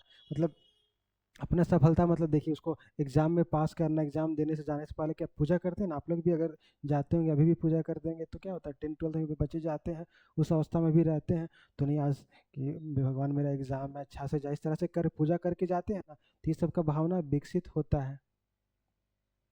और जो धार्मिक काम होता है उसमें भी वह रुचि लेने लगता है। उसके बाद फिर क्या बोल रहा है, व्यवसाय चुनाव की चिंता, क्योंकि देखिए जब बच्चा 12 से 18 साल का होगा, लगभग 18 साल का, 12 दे देगा, तो उसके बाद क्या कैरियर, किस फील्ड में हमको जाना है, क्या करना है, गवर्नमेंट जॉब का तैयारी करना है या फिर किसी और चीज़ का करना है, क्या बनना है, ये सब के बारे में भी सोचता है बच्चा। तो वही बोल रहा है क्या, व्यावसायिक चुनाव की चिंता। क्या बोला, इस अवस्था में ही किशोर अपने भावी व्यवसाय चुनने की चिंता करने लगता है। वह एक कुशल डॉक्टर, मतलब यहाँ पे देखते होता है ना 12th में जब बच्चे रहते थे, नहीं हमको आगे आके नीट निकालना है, जेई निकालना है, डॉक्टर बनना है, इंजीनियर बनना है, ये सब का करते हैं ना, तो ये बोल रहे डॉक्टर इंजीनियर आदि बनकर जीवन व्यतीत करने की कल्पना, मतलब सोचते हैं और चिंता करता है, तथा व्यवसाय के अनुसार पाठ विषयों का चुनाव करता है। मतलब आगे हमको क्या करना है, जैसे 12th के बाद आर्ट्स लेना है, साइंस, उसके बाद फिर हमको या फिर क्या बीएससी करना है या फिर क्या करना है, बीए करना है, बीकॉम करना है, ये सब कुछ सोचते हैं ना, तो इसी एज में बच्चे सोचते हैं। अब देखिए हम लोग क्या देख रहे हैं कि किशोरावस्था में किस तरह से शिक्षा का स्वरूप होता है वो देखते हैं। चलिए इसको थोड़ा आगे, फिर क्लास है, इसको थोड़ा जल्दी करते हैं। किशोरावस्था में शिक्षा क्या होता है, देखिए किशोरावस्था जीवन का सबसे कठिन और जटिल समय होता है, ये ऑलरेडी क्वेश्चन पूछा हुआ, ऑलरेडी बता चुके हैं हम। फिर क्या बोल रहा है, इस अवस्था में व्यक्ति का भविष्य अच्छा बुरा, धार्मिक अधार्मिक, परिश्रमी या आक्रमण्य निर्धारित होता है। कि मतलब वो धार्मिक है या अधार्मिक, धर्म को मानता है कि नहीं मानता, परिश्रमी करता है या फिर आलसी है, ये सब का जो निर्धारण कब होता है, इसी अवस्था में होता है। किसमें, किशोरावस्था में होता है। अतः इस अवस्था के लिए शिक्षा व्यवस्था करते समय निम्नलिखित बातों का ध्यान रखना चाहिए। कौन कौन सा बात का ध्यान रखना चाहिए शिक्षा व्यवस्था करने के लिए, तो पहला क्या है, विकासात्मक और सैद्धांतिक शिक्षा, मतलब ऐसा शिक्षा देना चाहिए जिससे उसका विकास और सैद्धांतिक शिक्षा मिले। उसमें पहला क्या, शारीरिक शिक्षा, शारीरिक विकास के लिए शिक्षा। अब इस अवस्था में बच्चा है तो उसका शारीरिक विकास किस तरह से हो, किस तरह का शिक्षा देना चाहिए, उसके बारे में हम लोग देखेंगे। तो देखिए क्या बोल रहा है, शारीरिक विकास और क्रांतिकारी परिवर्तनों के कारण स्वास्थ्य पर ध्यान देना आवश्यक होता है। क्या होता है, उसके स्वास्थ्य पर ध्यान देना आवश्यक होता है। फिर क्या बोल रहा है, पौष्टिक भोजन, स्वस्थ शिक्षा, शारीरिक व्यायाम, खेल कूद की व्यवस्था अनिवार्य रूप से की जानी चाहिए। जब बच्चा इस अवस्था में रहता है ना, तो जब वह स्कूल या कहीं कॉलेज में रहता है तो ये सब का सारा कुछ का व्यवस्था करना चाहिए, खेल कूद का, व्यायाम करने का, फिर स्वास्थ्य शिक्षा के बारे में भी उसको पढ़ाना चाहिए, बताना चाहिए, फिर पौष्टिक भोजन भी देना चाहिए। फिर क्या, पाठ सहगामी क्रियाओं के रूप में भ्रमण और प्राकृतिक निरीक्षण को स्थान देना चाहिए। पाठ सहगामी मतलब क्या, एक तरह से कोकुलर एक्टिविटी, सांस्कृतिक कार्यक्रम, फिर ये कहीं टूर पे ले जाना चाहे किसी चीज़ को भ्रमण करने के लिए, तो ये सारा कुछ का एक्टिविटी करवाना चाहिए ताकि बच्चा का सही तरीके से शारीरिक विकास हो, उसके साथ और भी मानसिक विकास भी हो। अब देखते हैं दूसरा क्या, मानसिक विकास। मानसिक विकास के लिए इस अवस्था में क्या क्या करना चाहिए वो देखिए। जब बच्चा 12 से 18 साल में होता है तो उसका मानसिक विकास के करने के लिए क्या क्या करना चाहिए। क्या होता है, शिक्षा का स्वरूप किशोर की रुचियों, रुझानों, दृष्टिकोणों, योग्यताओं के अनुसार होना चाहिए ताकि मानसिक शक्तियों का सर्वोत्तम विकास हो सके। मतलब जिस चीज़ में उसका इंटरेस्ट है कि नहीं, हमको इसमें इंटरेस्ट है तो उसी फील्ड में जाना चाहिए। कि नहीं, हमको जैसे अगर उसको डॉक्टर बनने का मन है तो ऐसा नहीं कि उसको हम तो नीट का तैयारी कराना चाहिए, नहीं कि हम जेई का तैयारी कराएं। तो उसके अकॉर्डिंग, अपने इंटरेस्ट के अकॉर्डिंग, अगर उसको नहीं हमको तैयारी करना है तो तैयारी नहीं करना चाहिए। कि नहीं, हमको ट्वेल्थ के बाद नॉर्मल ग्रेजुएशन करना है तो उस तरह से करना चाहिए, ये नहीं कि ज़बरदस्ती उसको बोलना चाहिए। उसके बाद क्या बोल रहा है, कला विज्ञान साहित्य इतिहास आदि सामान्य विद्यालय विषय जिज्ञासा संतुष्ट करने हेतु क्या ब्राह्मण कल्पनाओं को साकार करने के लिए वाद विवाद ग्रुप, फिर क्या कविता लेखन साहित्यिक गोष्ठी आदि शामिल होनी चाहिए। जब इस अवस्था में होता है ना तो उसका मानसिक विकास के लिए क्या करना चाहिए, उसका जो होता है, फिर क्या कविता का लेखन, जैसे कुछ देखिए प्रोग्राम होता है स्कूल कॉलेज में तो बहुत कोई अपना अपना, कुछ लोग डांस करते हैं, कुछ लोग पोयम बोलते हैं, तो वो सब की एक्टिविटी करवाना चाहिए। वाद विवाद करवाना चाहिए। वाद विवाद आप लोग समझ रहे हैं ना, ग्रुप डिस्कशन। कि नहीं, किसी टॉपिक के बारे में है तो उसके बारे में सबको डिस्कस करना है, ये सारा कुछ का करना चाहिए काम। किसमें, तो फिर ये एग्जीबिशन बोलते हैं ना, एक साहित्यिक एग्जीबिशन, जैसे साइंस एग्जीबिशन लगता है, तो उस तरह का जो गोष्ठी है ये सारा कुछ करवाना चाहिए, ताकि बच्चा का क्या हो, एक मानसिक विकास सही तरीके से हो सके।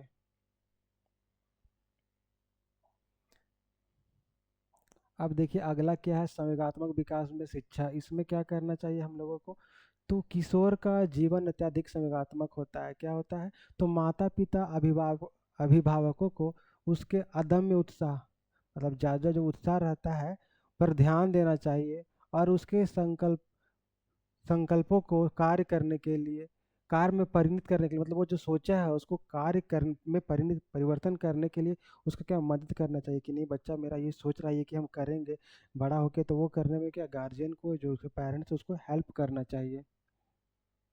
फिर क्या बोल रहा है, निराशा और उदासीनता की स्थिति में स्नेह सहानुभूति से व्यवहार करना और धैर्य देना चाहिए। जब बच्चा किसी तरह से निराश है, उदास है, हताश है, तो क्या करना चाहिए, उसके जो पेरेंट्स है उसको स्नेह देना चाहिए, सहानुभूति दया भावना दिखाना चाहिए, उनसे पूछना चाहिए क्या प्रॉब्लम है बताओ बेटा, ये सब व्यवहार करना चाहिए। और उसको क्या धीरज धैर्य देना चाहिए। कि नहीं, अगले जैसे कि मान लीजिए किसी एग्जाम में वो क्वालिफाई नहीं कर पाया, फेल नहीं कर पाया, तो उनको बोलना चाहिए कि नहीं चलो बेटा, इस बार नहीं कर पाया, अगले बार कर लेगा।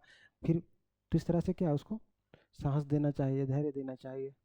उसके बाद देखिए अगला क्या बोल रहा है, जीवन दर्शन की शिक्षा।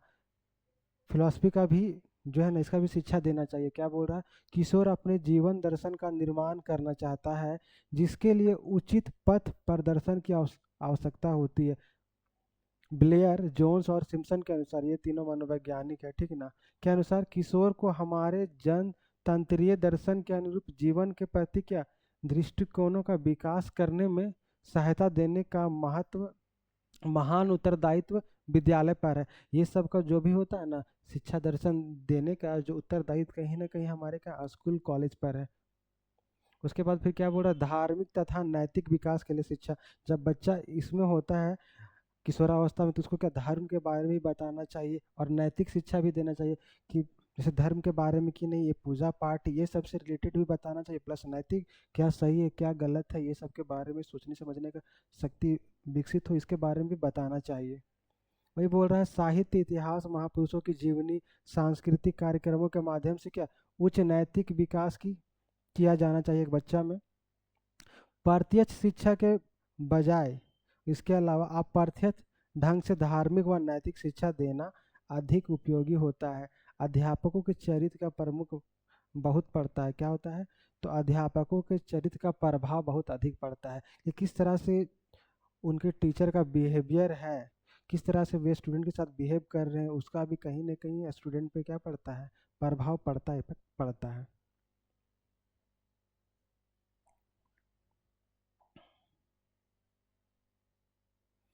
अब देखिए अगला क्या है, व्यावसायिक और सामाजिक शिक्षा।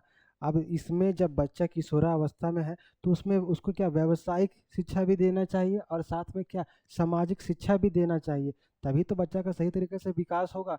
इसमें क्या बोल रहा है, सामाजिक विकास के लिए शिक्षा, मतलब समाज के आस साथ में रहना है, किस तरह का समाज विकास हो, समाज में किस तरह से एक दूसरे का मदद करना है, तो ये सब का भी क्या करना चाहिए, शिक्षा देना चाहिए। ये क्या बोल रहा है, सामाजिक कार्य करने के लिए अधिक से अधिक अवसर प्रदान करने चाहिए। जैसे क्या, स्काउटिंग मतलब गाइडिंग, मतलब एक जो लीडरशिप होता है ना, किसी चीज़ का नेतृत्व करना, लीडरशिप स्किल वही बोल रहा है, स्काउटिंग या गाइडिंग। फिर भ्रमण, टोली कार्य, मतलब कहीं घूमने जाना है या साथ में टोली ग्रुप में काम करना है। फिर क्या, किशोर को सामाजिक समस्याओं, जैसे कोई समाज में कोई समस्या है तो उसके बारे में भी क्या करना चाहिए, बताना चाहिए किशोर को उसका भी शिक्षा देना चाहिए, तब तो वो बाद में सही कुछ सब कुछ कर पाएगा। अभी से उसको पता रहेगा, उसको शिक्षा मिलेगा, तब तो वो अपने आने वाला टाइम में ये कर पाएगा। तो क्या बोला, प्रदूषण, बेरोजगारी, निरक्षरता आदि के प्रति जागरूक करना चाहिए। जो प्रदूषण होता है, बेरोजगारी होता है, फिर जो नहीं पढ़ते लिखते हैं उसके बारे में भी क्या बताना चाहिए स्टूडेंट को। जब क्या, जब किशोरावस्था में होता है तब ये सब का शिक्षा देना चाहिए। उसके बाद देखिए क्या बोल रहा है, अगला क्या है, पूर्व व्यावसायिक शिक्षा। पहले से उसको क्या, वोकेशनल एजुकेशन देना चाहिए व्यवसाय करने के लिए, मतलब स्किल डेवलप करना चाहिए। कहीं ना कहीं उसको सिर्फ पढ़ाने के साथ साथ क्या स्किल भी डेवलप करना चाहिए। क्या बोल रहा है, किशोर अपने भावी जीवन के लिए व्यवसाय चुनना चाहता है तो उसे उपयुक्त व्यवसाय की प्रारंभिक शिक्षा, मतलब क्या ट्रेनिंग देना चाहिए कि बाद में तुम इसको पढ़ने के बाद क्या करेगा, ये सब का क्या ट्रेनिंग भी देना चाहिए। साथ में क्या बोल रहा है, बहुउद्देशीय विद्यालयों में व्यावसायिक विषयों की शिक्षा की व्यवस्था की जानी चाहिए। जो बहुत सारा विद्यालय होता है वहाँ पे अलग अलग उद्देश्य के लिए जो पढ़ाई होता है, तो वो सबका भी व्यवस्था होना चाहिए। फिर क्या, व्यावसायिक निर्देशन की व्यवस्था की जानी चाहिए। उसके बाद देखिए अगला क्या है, यौन शिक्षा की व्यवस्था। कहीं ना कहीं बच्चा को जब इस अवस्था में रहता है तो सेक्स एजुकेशन के बारे में बताना चाहिए, क्योंकि इस अवस्था में अक्सर लड़के में क्या होता है, लड़का लड़की में दोस्ती होता है, तो जब तक उनको सेक्स एजुकेशन नहीं देंगे तो वह बहुत कुछ गलत कर सकते हैं। तो कहीं ना कहीं इस अवस्था में बच्चा को क्या सेक्स एजुकेशन देना बहुत ज़रूरी है। क्या बोल रहा है, किशोरावस्था में वैज्ञानिक दृष्टिकोण से यौन शिक्षा अवश्य दी जानी चाहिए, ताकि यौन से संबंधित भ्रांतियां से मुक्त कराया जा सके। जो उससे यौन से संबंधित जो भी गलत विचार है वो सबसे मुक्त किया जा सके, उसके बारे में वो जानेगा तभी तो, इसीलिए उसका शिक्षा देना चाहिए। फिर क्या बोल रहा है, रचनात्मक कार्यों के अवसर प्रदान कर काम भावना में के शोधन तथा मार्गंतीकरण का प्रयास करना चाहिए। क्या करना चाहिए, मार्ग को प्रशस्त करना चाहिए, मार्ग को दिखाना चाहिए। तो ये देखिए सारा जो भी है ना, ये पॉइंट आपका इम्पोर्टेंट है। अब और बचा हुआ है 2 स्लाइड, देख लेते हैं क्या है। उसके बाद देखिए क्या, निर्देशन और परामर्श। इस एज में जब बच्चा रहता है तो क्या उसको एक निर्देश भी देना चाहिए, सजेशन परामर्श भी देना चाहिए। तो गाइडेंस और काउंसलिंग, क्योंकि अगर आप उसको सही से गाइडेंस नहीं कीजिएगा तो बच्चा बिगड़ जाएगा। अगर बिगड़ गया तो फिर वो अपने लाइफ में सही से कुछ कर नहीं पाएगा। और उसको काउंसलिंग मतलब सही सही पे बताना चाहिए कि तुमको ऐसा करना चाहिए, वैसा नहीं करना चाहिए। अब देखते होंगे बहुत से अभी भी स्कूल में होता है, पेरेंट टीचर्स मीटिंग होता है, तो ये सब क्या गाइड करने के लिए होता है। क्या बोला, किशोर को विषयों के चयन और व्यवसाय के संबंध में मार्गदर्शन की आवश्यकता होती है। किसकी, तो मार्गदर्शन की आवश्यकता होती है। बुद्धि परीक्षण, व्यक्तित्व परीक्षण, अभिरुचि परीक्षण, साक्षात्कार आदि के आधार पर उन्हें क्या परामर्श देना चाहिए। मतलब उसका इंटेलिजेंट बुद्धि का टेस्ट लेना चाहिए। फिर यह अभिरुचि किस तरह का अभिरुचि है, ये सब का जो व्यक्तित्व परीक्षण, अलग अलग परीक्षण है ना, ये सब के माध्यम से उसका टेस्ट करते रहना चाहिए। उसके बाद फिर तीसरा क्या है, शैक्षिक और व्यवहारिक रणनीतियाँ। जब बच्चा इस अवस्था में है तो उसमें शैक्षिक और व्यवहार का क्या रणनीति होना चाहिए वो देख रहे हैं। इसमें पहला क्या है, शिक्षण शैली।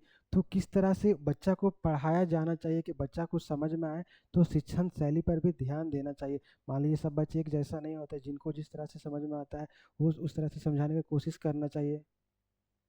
क्या बोला, किशोरों में अमूर्त चिंतन। अमूर्त मतलब जिसको देखा ना जा सके, मतलब कल्पनाशील, बस जिसको सिर्फ देख नहीं सकते हैं, अनुभव कर सकते हैं, वह तर्क करने की क्षमता विकसित होती है।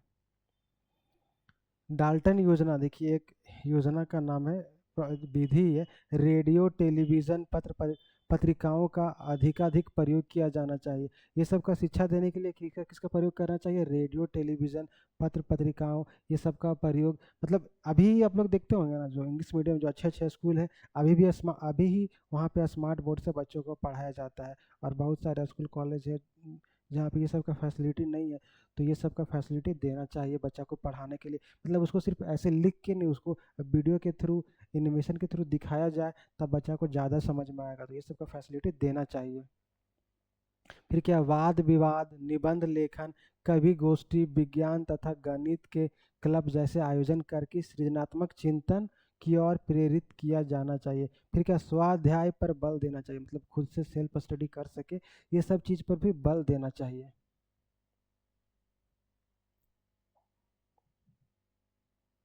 अब देखते हैं लास्ट हम लोग क्या बचा हुआ है। सहानुभूति व्यवहार, जब बच्चा किशोरावस्था में होता है ना, तो दूसरे के साथ सहानुभूति दिखाए, दया भावना का व्यवहार करे, ये सब के बारे में बच्चा को शिक्षा देना चाहिए।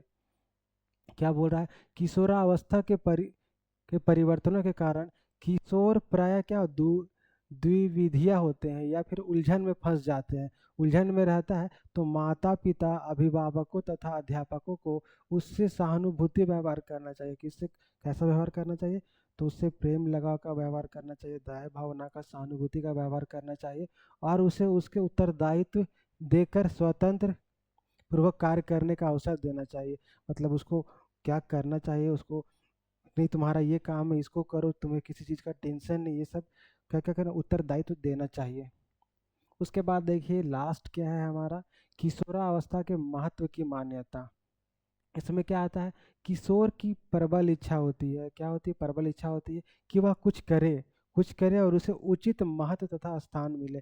जब बच्चा कुछ करता है, इस अवस्था में रहता है, तो वो चाहता है कि आपको कुछ उचित महत्व या स्थान मिले। जैसे मान लीजिए स्कूल कॉलेज में बच्चा कि नहीं हम टॉप किए हैं, तुमको कुछ प्राइज़ मिले, इस तरह का बच्चा चाहता है कि हमको कुछ सम्मानित किया जाए। फिर उसके क्या बोल रहा है, उसे ऐसे उत्तरदायित्व दिए जाने चाहिए जिनसे उनकी रचनात्मकता का, जो क्रिएटिविटी है उनका, का प्रदर्शन हो सके, और नेतृत्व की क्षमता, मतलब लीडरशिप जो स्किल है ना, उसका भी क्या हो, को संतुष्टि मिले। जैसे विद्यालय पत्रिका का संपादन, फिर यह सांस्कृतिक कार्यक्रमों का आयोजन।